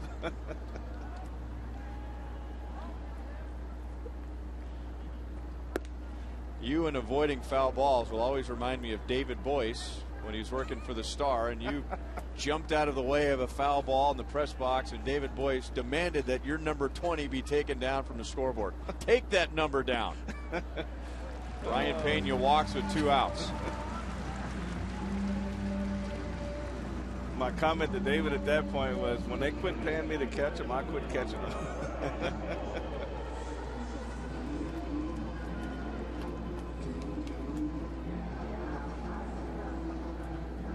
Well, some similarities today to yesterday's game. Not a lot of offense early on for the Royals. Falling behind, but then putting some big innings together. Tying the game in the 3rd inning. The White Sox came back at the top of the 4th to go back out in front 2-1. Royals respond with 3 in the 4th and now 2 in the 5th. Now trying to run away from Chicago.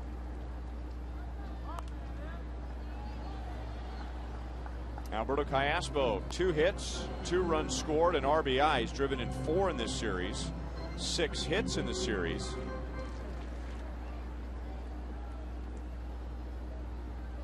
Batting left-handed for the first time today.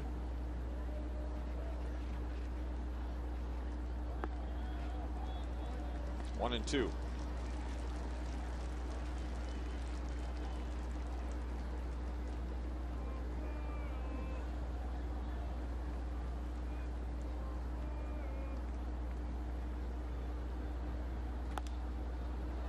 Another bloop, but this one's foul. Going into yesterday's game, the Royals had scored 3 runs in their last 4 games and then didn't get a hit yesterday until the 5th, but ended up with 6 runs. And we discussed this yesterday. It happens with individuals. It also happens with teams. You're in a slump, something positive happens, and all of a sudden you're on a streak. And now the Royals have scored 12 runs in the last 2. Well, they're trying to get some hits that they weren't getting earlier. I mean, all these bloop hits that they get, I mean, that's part of the game, and you need a certain amount of those in order to put together a rally. Beckham making the catch on Callaspo to end the inning.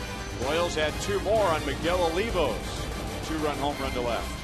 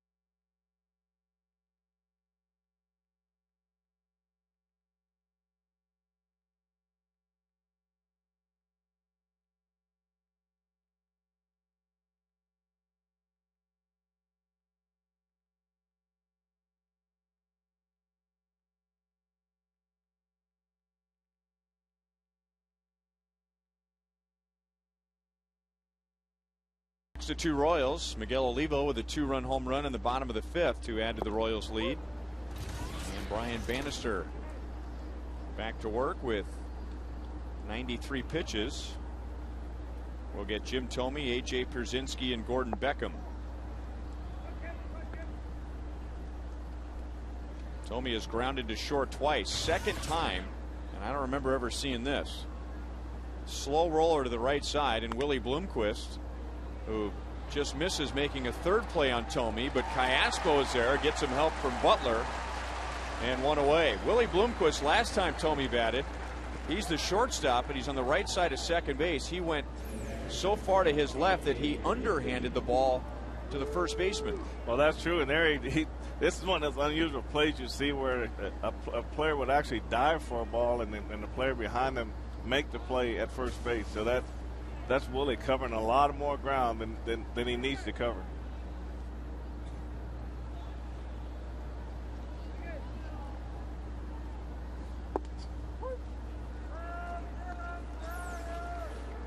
This is a triangle defense in baseball, Ryan, right here. And Jim Thome is here.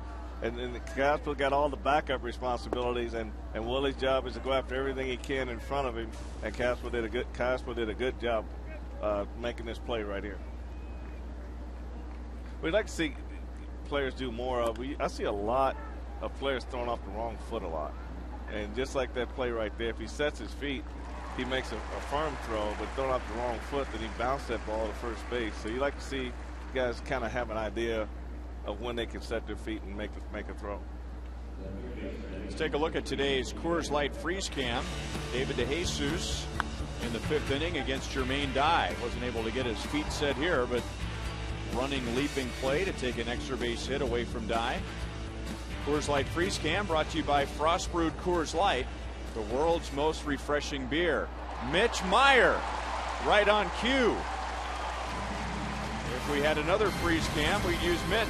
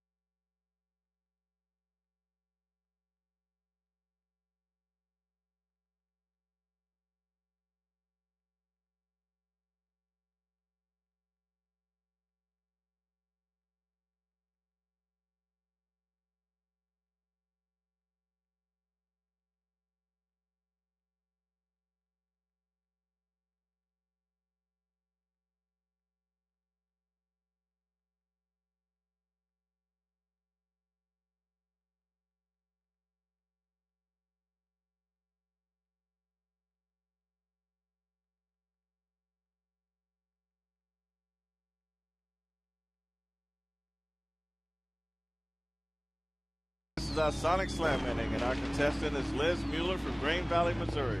If the Royals hit a home run this inning, Liz, you will win $600. But if the Royals hit a grand slam out of the park, you will win $25,000 from Sonic and the Kansas City Royals. Mitch Meyer, David DeJesus, Willie Bloomquist.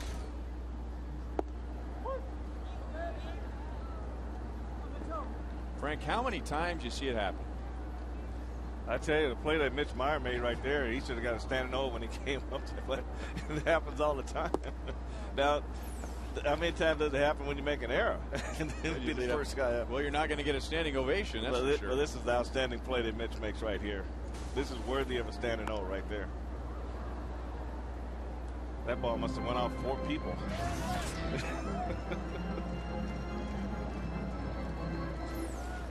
Yeah, he just coming in. He just concentrating all the way, and he just. I mean, this is a great play. Those plays are just not by design. They're because you run out of steps, and you just got to make it that way. Second time he's grounded out to second base. Also has a sac fly today.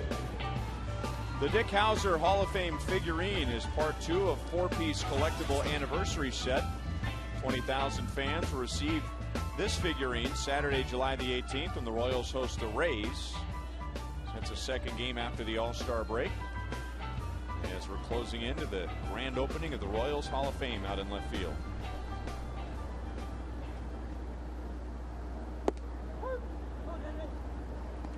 David DeJesus with 2 outs, singled in a run in the 4th inning, giving him an 8-game hitting streak, 1 out of 3 today.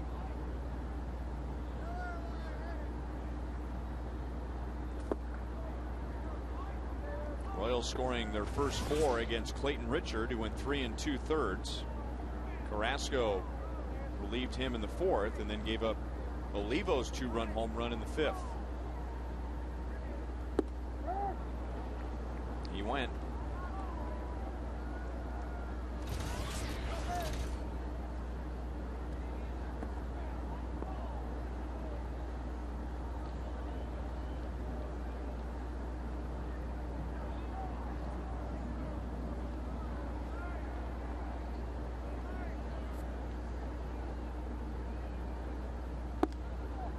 DJ Carrasco actually began his professional career as a position player. He was in the Orioles organization. They wanted him to pitch. He refused, so they released him. Signed by the Indians. They wanted him to pitch. He refused. They released him. And then was signed by the Pirates out of an independent league for $1. They wanted him to pitch, and he finally thought, you know, maybe I ought to give this pitching thing a try. And not long after that, taken in the Rule 5 draft by the Royals. De Jesus with his second hit today. Today's copyrighted telecast is presented by the authority of the Kansas City Royals. It may not be reproduced or retransmitted in any form, and the accounts and descriptions of this game may not be disseminated without the express written consent of the Kansas City Royals Baseball Corporation. Well, I think at that point, DJ probably figured he was out of options. Literally. Once you get the independent league, you got everything after there is up. De Jesus running, and Pierzynski's throw is a good one. Last year, A.J. Pierzynski threw out only 18% of runners. And this year, the league running on him and the White Sox backup catchers. It's only the 10th time that a runner has been caught stealing by the White Sox all year. Well, everything worked out well there. DJ was quick to the plate. Pierzynski had a good pitch to handle and an excellent throw to second base. David was out by a lot. Willie Bloomquist with his second hit. Royals have gotten 6 hits from the first 3 hitters in the order today. De Jesus, Bloomquist, and Butler all with 2.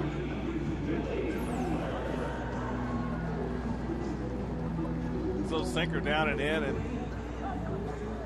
Beckham did everything he could try to make this play, but it was hit too hard and got by him. Yeah, I talked to Beckham before the game today about that slide last night in yesterday's game, and he had a little bruise on his chin right there. And he just said when he hit the ground was kind of wet, and he just kind of threw his hands back underneath him, and that's a good way. That's this automatic face plant right there. So that was going to happen. But great guy, you know. Just he laughed about it. He was real. He wasn't embarrassed or anything. He just said, well, you know, that happens in the game. It was like he plugged. You know, you hit a golf ball in a wet fairway.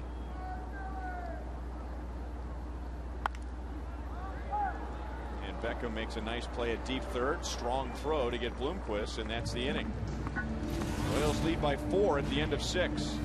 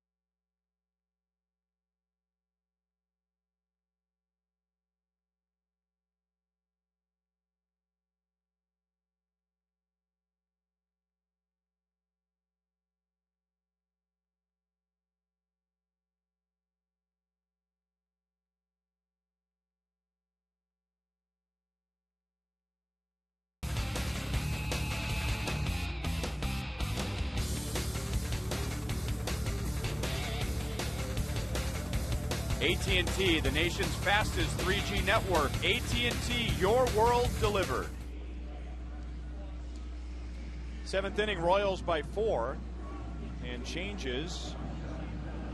Tony Pena Jr. will take over at shortstop. Willie Bloomquist, who started at shortstop, moves to right. Trey Hillman's made this move several times, especially lately. So Jose Guillen is out, and Jamie Wright takes over for Brian Bannister, who had 6 very good innings, allowing 2 runs, 5 hits.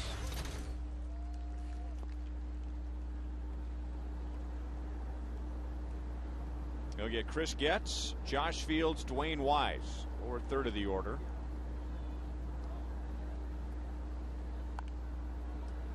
Bunted back to Jamie Wright, who moves well for a big man and throws out Getz. Getz is 1 for 3.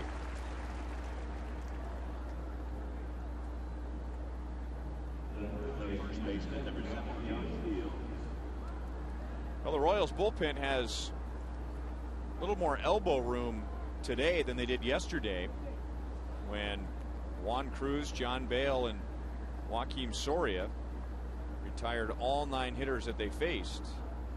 Scoreless 7th, 8th, and 9th innings. That was a 1-run game, and then a 2-run game before the 9th. Trey would obviously like to see the same thing today, but the bullpen has 4 runs to work with. Josh Fields 0 for 2, but has an RBI, reaching on a fielder's choice.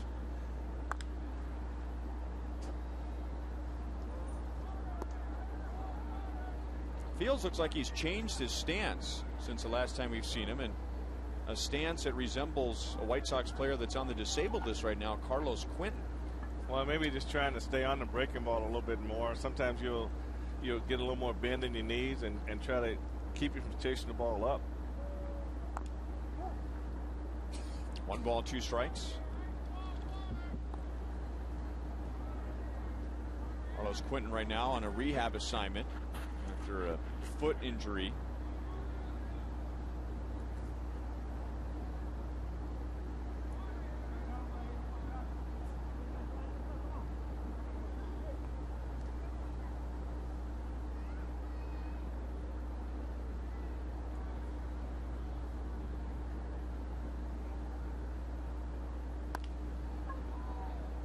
Big hop to Pena. So Jamie Wright gets 2 ground balls. 2 down in the 7th inning. Royals baseball brought to you today by Panera Bread. Explore a menu full of hearty soups, hand-tossed salads, inventive sandwiches, and savory breakfast items. Panera Bread, where every detail matters.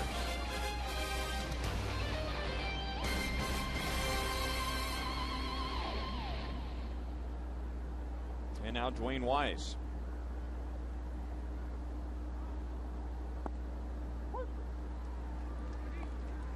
Wise doubled and scored the game's first run in the top of the 3rd. Struck out in the 4th.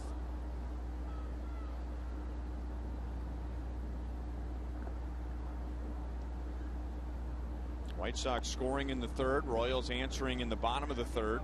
Willie Bloomquist driving in a run. Chicago right back in the 4th to lead 2-1, but the Royals with 3 in the 4th. Pena, Callaspo, and DeJesus driving in runs. 2 more in the 5th on Olivo's home run. Royals with 6 runs, 11 hits.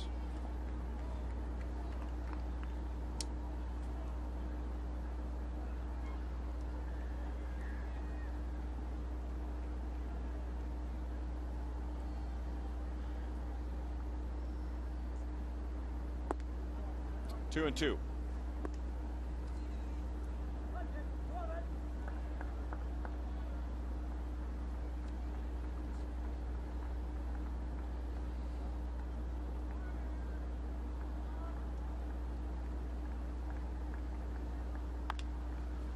Another ground ball. So there's Jamie Wright for you. 3 batters, 3 ground balls, 3 outs.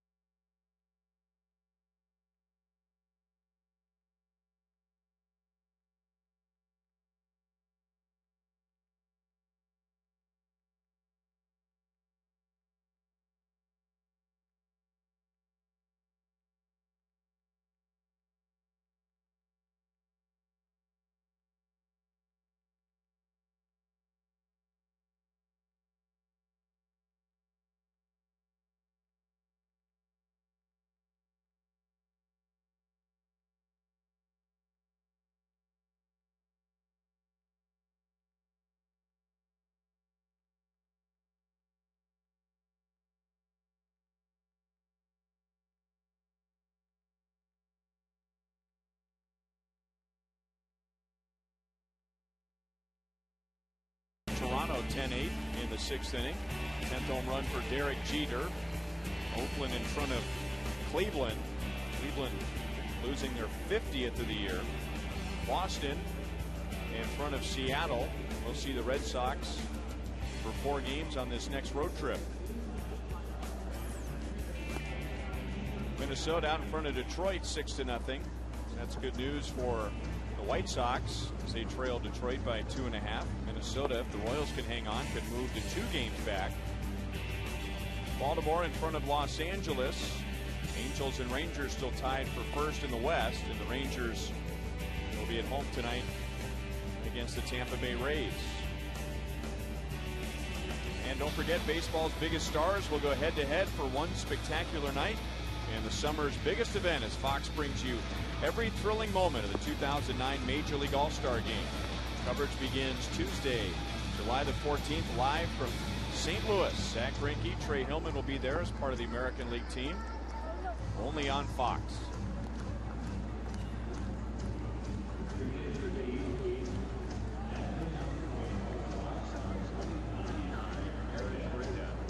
Pitching change for the White Sox. Aaron Pareda, former first-round pick, replace DJ Carrasco. Sox taking him in the first round of 2007 out of the University of San Francisco.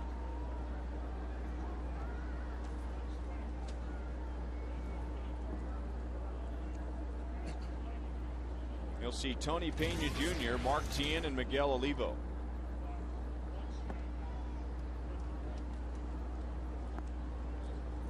Guillen 0 for 3 today.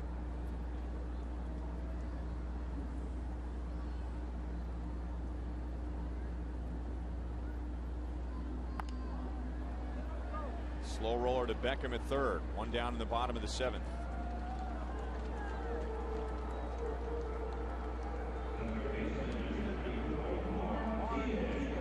And now Mark Tien, who is 1 for 3 against Clayton Richard and DJ Carrasco. The Royals getting 4 of their runs against Richard and 2 against Carrasco. DJ 2 in the 3rd innings.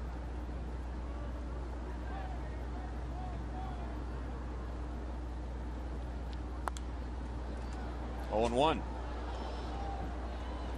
MLB.com's At-Bat 2009 for the iPhone and iPod Touch puts live baseball at your fingertips. You'll get play-by-play from game day, real-time box scores, video highlights, and even live game day audio. Visit Royals.com today on your iPhone or iPod Touch to download At-Bat 2009. 0-2 on Tien.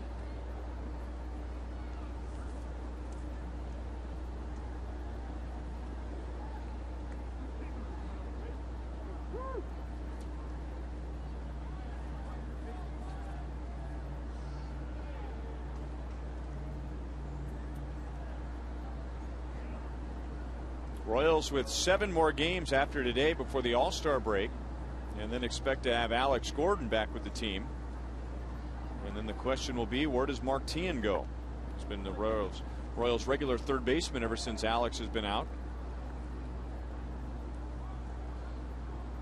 That should be an interesting question for, or it might say an interesting situation for the Royals to deal with, because Mark has shown how versatile he can be. Willie Bloomquist has shown how versatile he can be.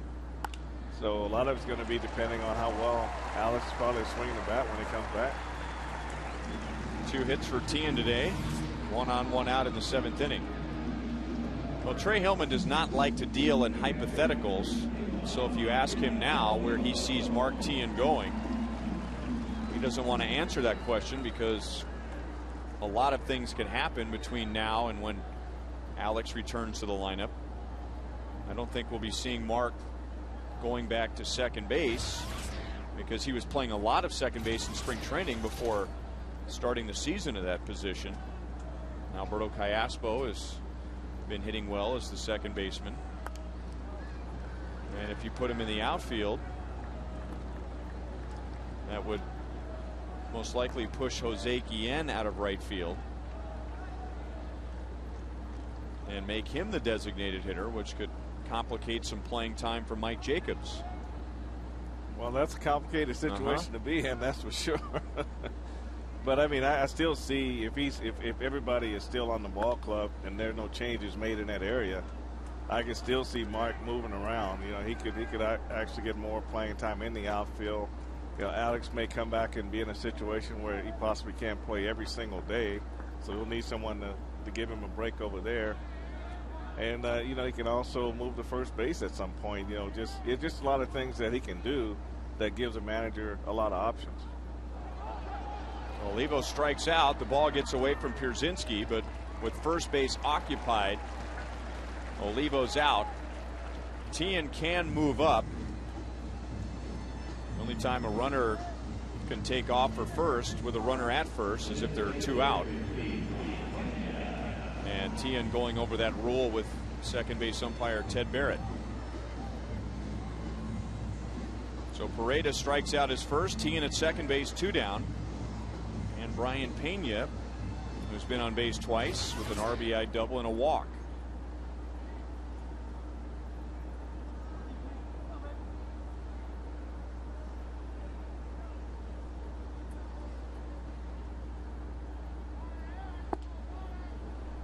Oh, 0-1.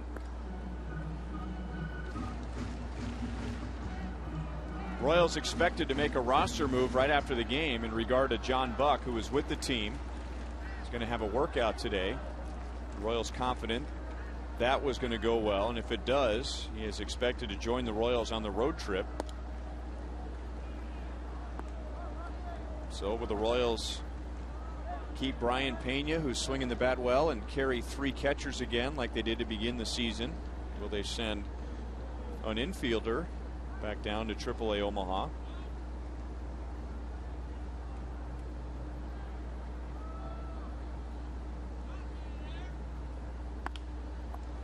Back to Pareda. Royals are scoreless in the bottom of the 7th.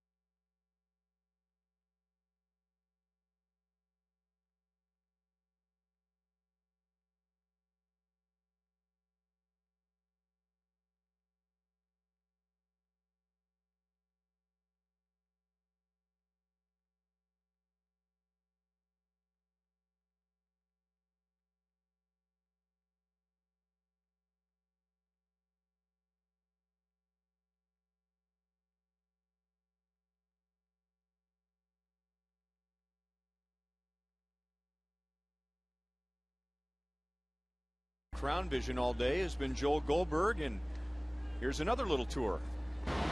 Guys, now we're inside. That should give you an idea of how high we are. 750,000 watts to get this thing going, so there are a lot of fans in here to cool it off, but hopefully you can hear me. We are behind it, and each one of these service doors are here in case someone needs to get in to repair one of the many LEDs. Let's go back to you guys.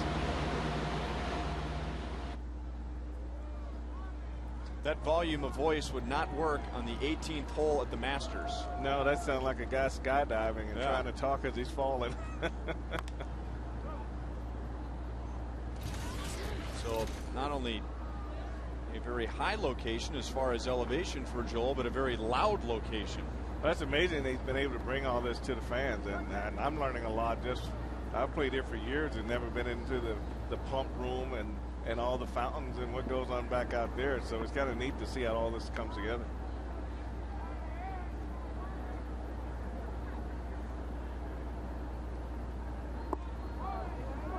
I say Joel's been places that we probably don't want to go. No. How about the train in Houston? You know, climbing that long ladder to get up to the train and holding on.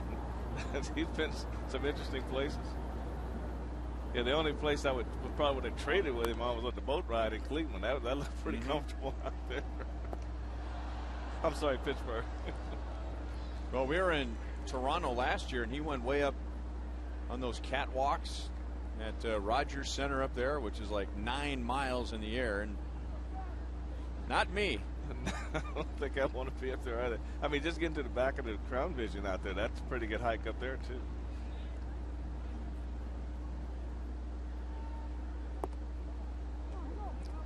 Three and two to Podsednik, who leads off for the third time in 4 plate appearances. I've been told don't be surprised if we at some point see Joel Goldberg up in the lights at Kauffman Stadium. That's a long way up.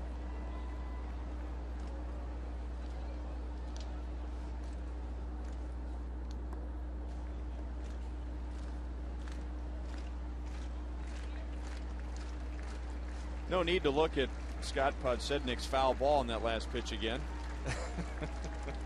Well, he's really running up in the box, and like he's trying to catch this sinker before it sinks. See how he slides up right there and trying to catch it before it starts to turn over. That would be a good sign to me as a catcher to throw a fastball on the inner half, because all he wants to do now is just get up and slap the ball, and he's just asking for a fastball on the middle, on the inner half of the plate. There you go. That's where Miguel Oliva wants it. And he sets up way inside and jammed him. Iaspo throws him out. Good call, Frank. We can be good coaches up here. Jamie Wright has faced 4 and gotten 4 ground ball outs.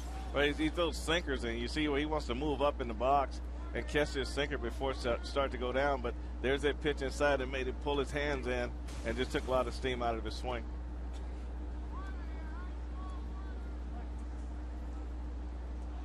Now Lexi Ramirez, who has driven in one of the 2 Chicago runs, also has walked and grounded into a double play. Former teammate of Brian Pena on the Cuban junior national team.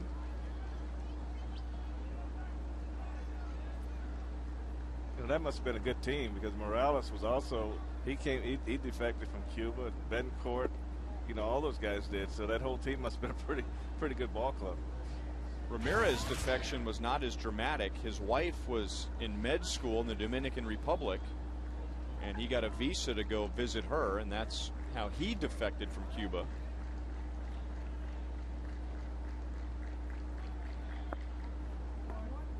Two balls, 1 strike. Kendry Morales, and Brian Pena reminded me of this when we were talking earlier today. He tried to defect about 5 or 6 times and was caught 3 times and was jailed for trying to defect Cuba. Defect from Cuba. And apparently when you are in prison in Cuba, it's not like here in the United States. They don't feed you 3 squares a day. It's up to family and friends to bring food to you when you're in jail.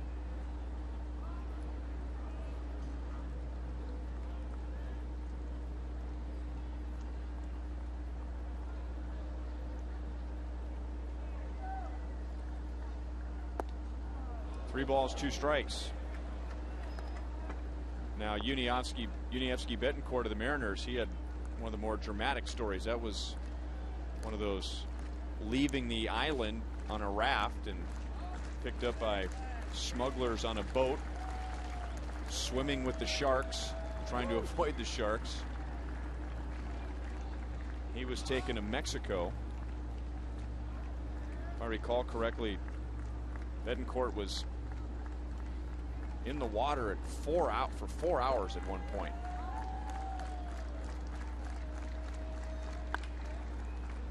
Another ground ball to Callaspo, who recovers, throws out Ramirez. So that's 5 straight ground ball outs for Jamie Wright. 2 down in the 8th inning. The first Royals Hall of Fame Classic is coming up soon, July the 17th. Presented by Willie Wilson Baseball and Farmland Foods. Exhibition game featuring members of the Royals Hall of Fame against former Major League stars. 4:45 on the 17th. Special ticket packages available at royals.com/HOF Classic. 0-1 on Jermaine Dye. He is 0 for 2. Tough luck 0 for 2. He's lined to the outfield twice. And one of those outs was the subject of our Coors Light freeze cam with David DeJesus running and leaping on the warning track in left field. Out of play.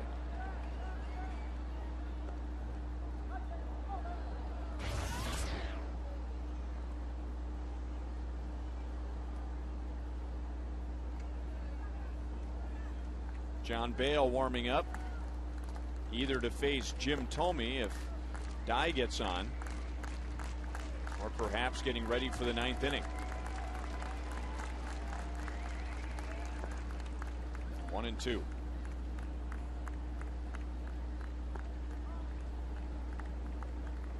Royals in Detroit for a 3-game series beginning tomorrow, and then a 4-game series in Boston. That begins on Thursday. A week from tomorrow is the beginning of the All-Star break. 2-2.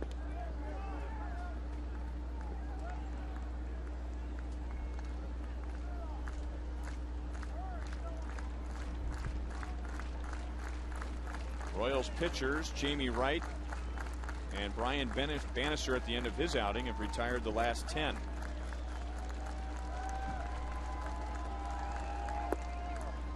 Three and 2.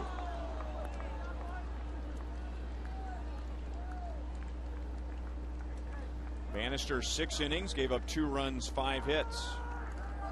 Hoping to even his record with a win today at 6-6. Royals trying to finish the homestand at 3-4. Deep left center field. That is headed for the water. Over the water. Jermaine Dye with his 20th home run of the year, and it's a 3-run game.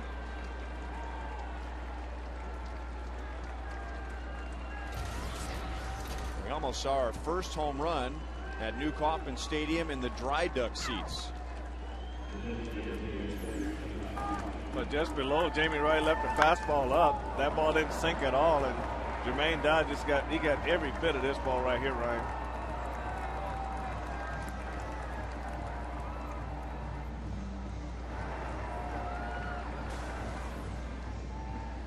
So John Bale was warming up to face Jim Thome.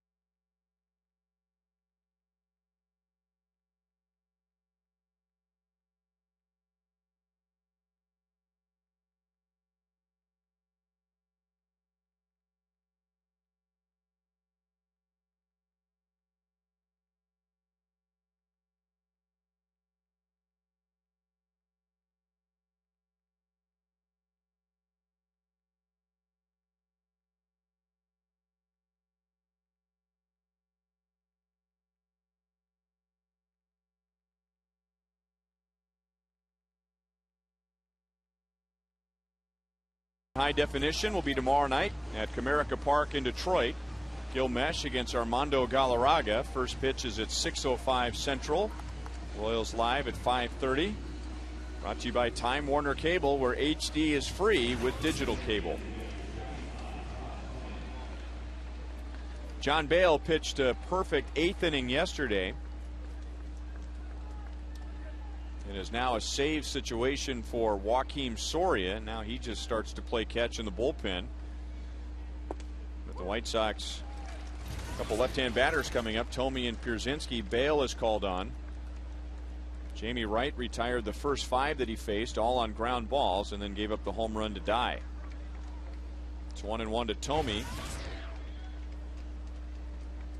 Brian Bannister retired him 3 times with ground balls. 1-2. 554 career home runs for Jim Thome. That's 13th all time. He passed Mike Schmidt earlier this year.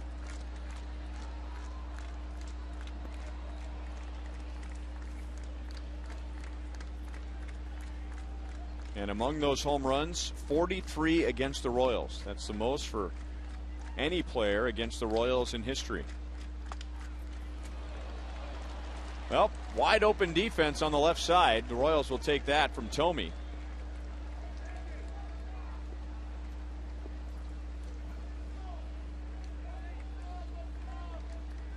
So runner at first, 2 down, and now A.J. Pierzynski.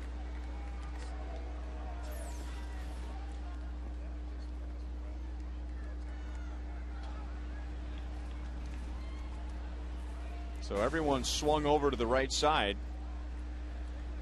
And the White Sox are saying that Jim Thome has been taking advantage of that when he can. He'll still hit his share of balls to the right side, but if the pitch is in the right spot, he'll take that wide open defense. Great play by Bale, and that finishes off the White Sox in the 8th inning. Chicago gets a run on the Dye home run.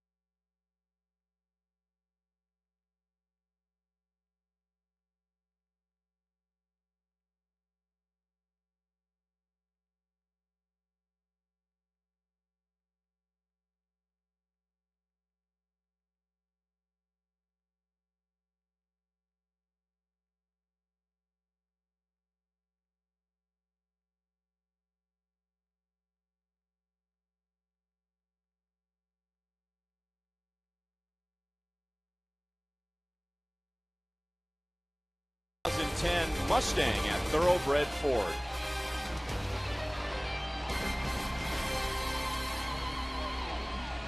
Former Royal Jimmy Gobble on to pitch the bottom of the 8th inning. Iaspo Meyer de Jesus coming up. 12th game for Jimmy. High ERA at 8.18. Only given up a batting average of .267.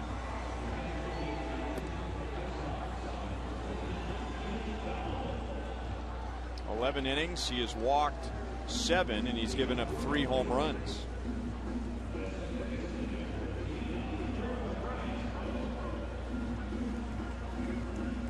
So that means Alberto Callaspo can move over to the right side of the plate, where he has 2 more hits today. 2 singles, 2 runs scored, an RBI. That was against White Sox starter Clayton Richard. And as a left-hand batter against DJ Carrasco, he has fouled out to third.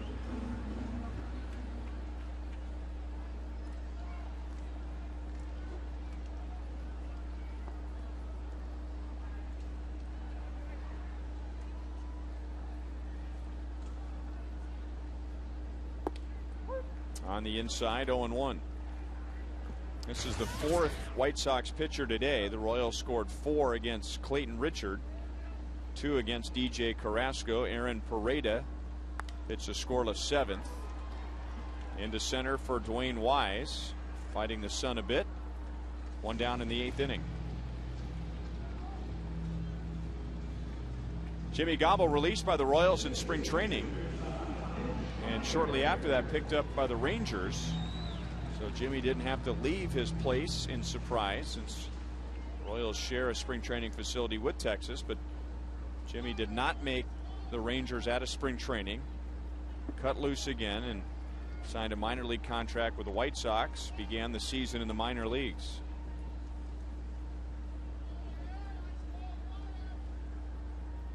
Mitch Meyer, 2 ground outs and a sac bunt today.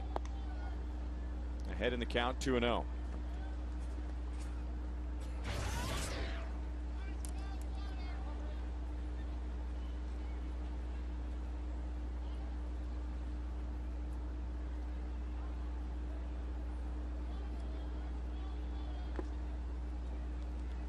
Two and 1. Jimmy was a first-round supplemental pick, a sandwich pick in 1999. 43rd overall selection. Born in Bristol, Tennessee, lives in Bristol, Virginia. Bristol's a lot like Kansas City, one town cut in half by a state line. 2-2 on Meyer.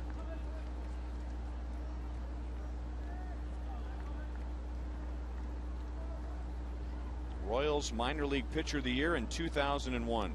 Jimmy went 10-6 at Wilmington, had a 12-win season at Charleston, and made his big league debut with the Royals in 2003.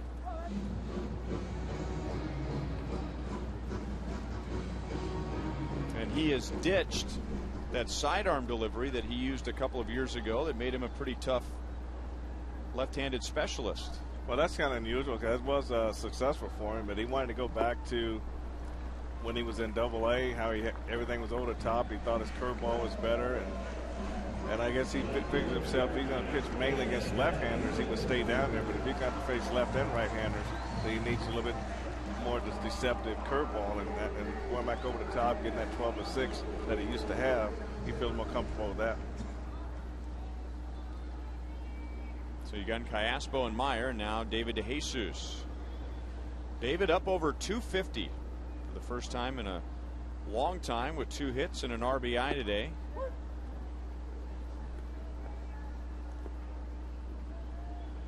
Eight-game hitting streak.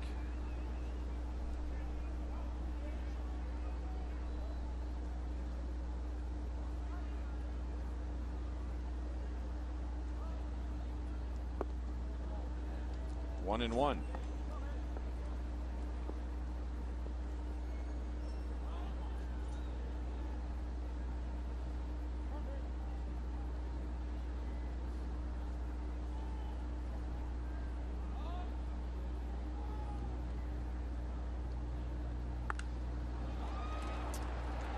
Jermaine Dye coming up in right field. David has a 3-hit game. It sure sounded like he hit it harder and deeper than it was, but it just kind of fizzled once it got out to right field. It probably got down toward the end of the bat a little bit, and it just didn't carry it. It's a big swing, always forces the outfielder to freeze or take a step back. And he just hit this ball right off to the end of the bat, got out in front just a little bit. And Jermaine just got just a little effort, that big swing, they take a step back or freeze a little bit too long, and that's just enough for that ball to fall in.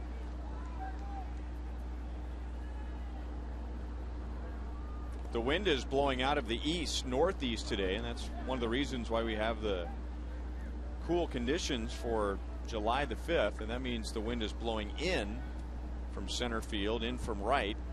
It also may have contributed to that ball being knocked down off the bat of DeJesus. And now Willie Bloomquist matches DeJesus with a 3-hit game. 8 hits from the top 3 hitters in the Royals batting order today.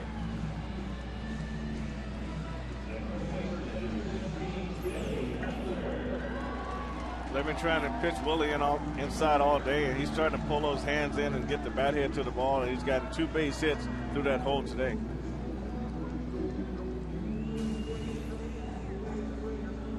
So 2 outs and nobody on. Back-to-back singles.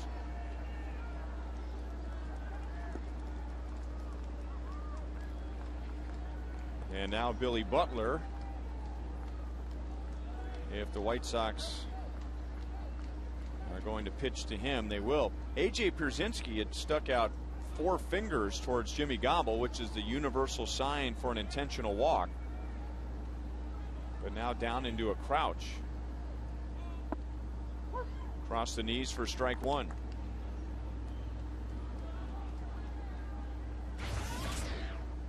Two hits, a walk, and a run scored for Butler today. He's averaged back to 290.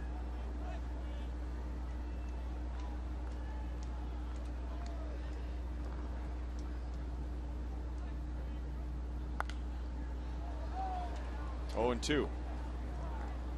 6 years ago, Jimmy Gobble made his major league debut on this mound against the Tampa Bay Rays. The day before was the first major league game he had ever seen.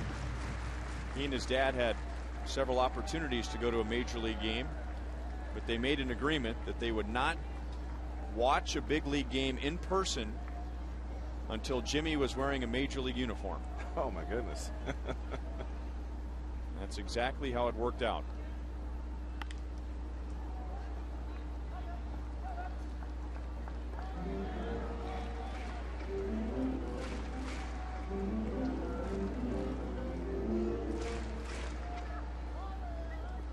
One of those schedule oddities. The White Sox will not come to Kansas City at all after this series. This is their 3rd time to KC already.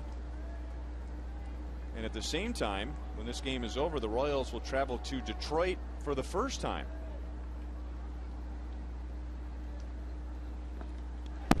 Through Pierzynski's legs, and now 2 in scoring position for Butler.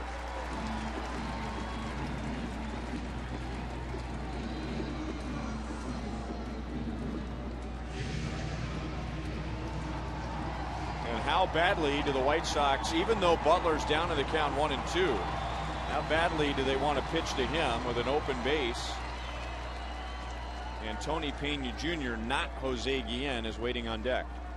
I don't think you want to purposely put him on, but I think they want to be careful with him and maybe try to get him to chase something out of the strike zone.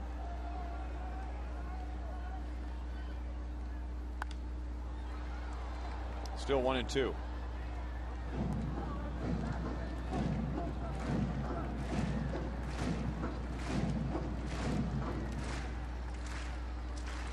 If Butler drives in a run,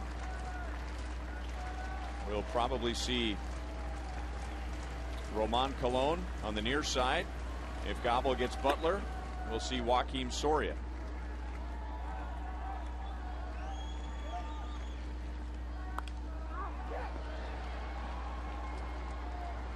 Dye in right field, fighting the sun, but making a catch. The inning is over. The White Sox coming up in the 9th inning. Beckham gets and fields against Joakim Soria.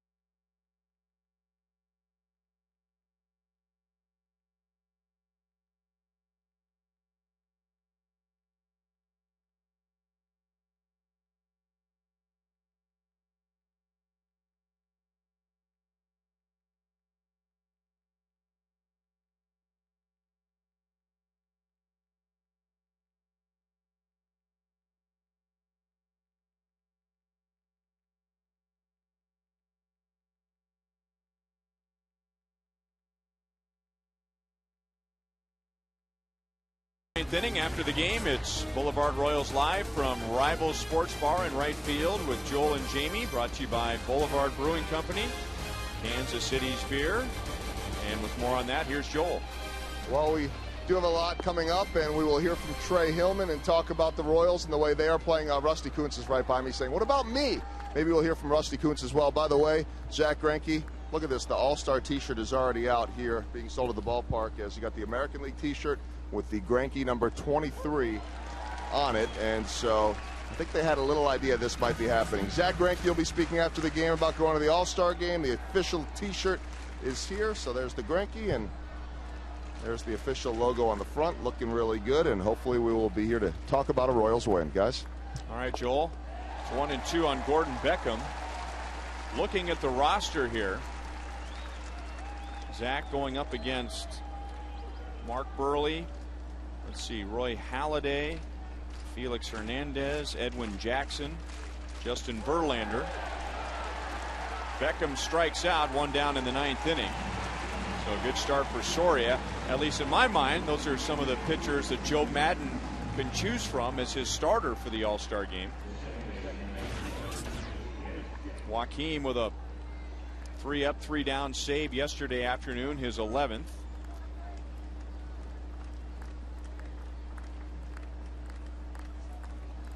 And now faces Chris Getz, 1 out of 3 with a single. Also Tim Wakefield. Boy, has he turned this around, hey? Goodness gracious. I mean, he goes on and on. I mean, I was there in 94, 5, and 6 when he was there. I mean, he's got to be, what, 43, 44 maybe? 10 wins already on the books. Not bad for a light-hitting Pirates minor leaguer who decided to mess around with a pitch. Caught the eye of someone in the Pirates organization and said, hey, can I try a career as a pitcher? Sure, why not? Well, he actually went down and worked with Phil Niekro when he was down in Atlanta to learn how to better throw that knuckleball, and it's been his pitch in his career ever since.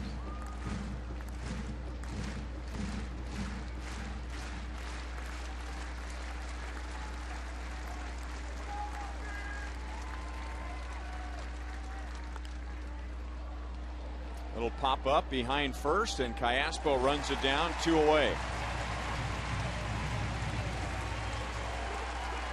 So Joaquim Soria going for his 4th consecutive save with a 1-2-3 inning. And the Royals hoping for bookends on this homestand. It started off good with a win over Minnesota on Monday. Then the Royals lost 4 in a row. And now 1 out away from winning the last 2, scoring 6 runs in each game, 6-4 yesterday. Josh Fields 0 for 3, has an RBI. 92 with a fastball.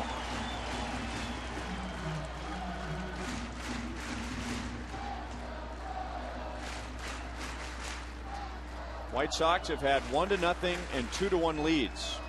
Royals took the lead in the bottom of the 4th for good. 0-2. Now Joaquim likes to end the game with that curveball, but he is absolutely overmatched Fields with fastballs. Well, he really has, and I'll tell you what, his pinpoint control, how easy a throw, the easy motion that makes the fastball appear faster, but his ability to stay out in the middle of the plate has been just great. There it was. Olivo actually wanted a changeup. He had the 4 wiggling fingers. Joaquim wanted the curve. Well, he just got this one too much out of the finger and it slipped out, and really was a good pitch for Josh Fields right there, more so than Joaquim Soria. But I'm like you throw 2 fastballs by him on the outside corner, why not end it right there? Throw another fastball. There's the change. Told you earlier in the game that Bob McClure told me that Brian Bannister and Joaquim Soria have both been working on that power change that Ramon Ramirez used last year and still uses now at the Red Sox, and that it's really been working well for Soria. Right. One of the things about pitching that Ryan is knowing when you got a guy beat. He's probably thrown 1 extra pitch here that he didn't have to throw. Then you go back to end it that way. Outstanding. But the fastball, he probably could have ended it with 3 straight fastballs.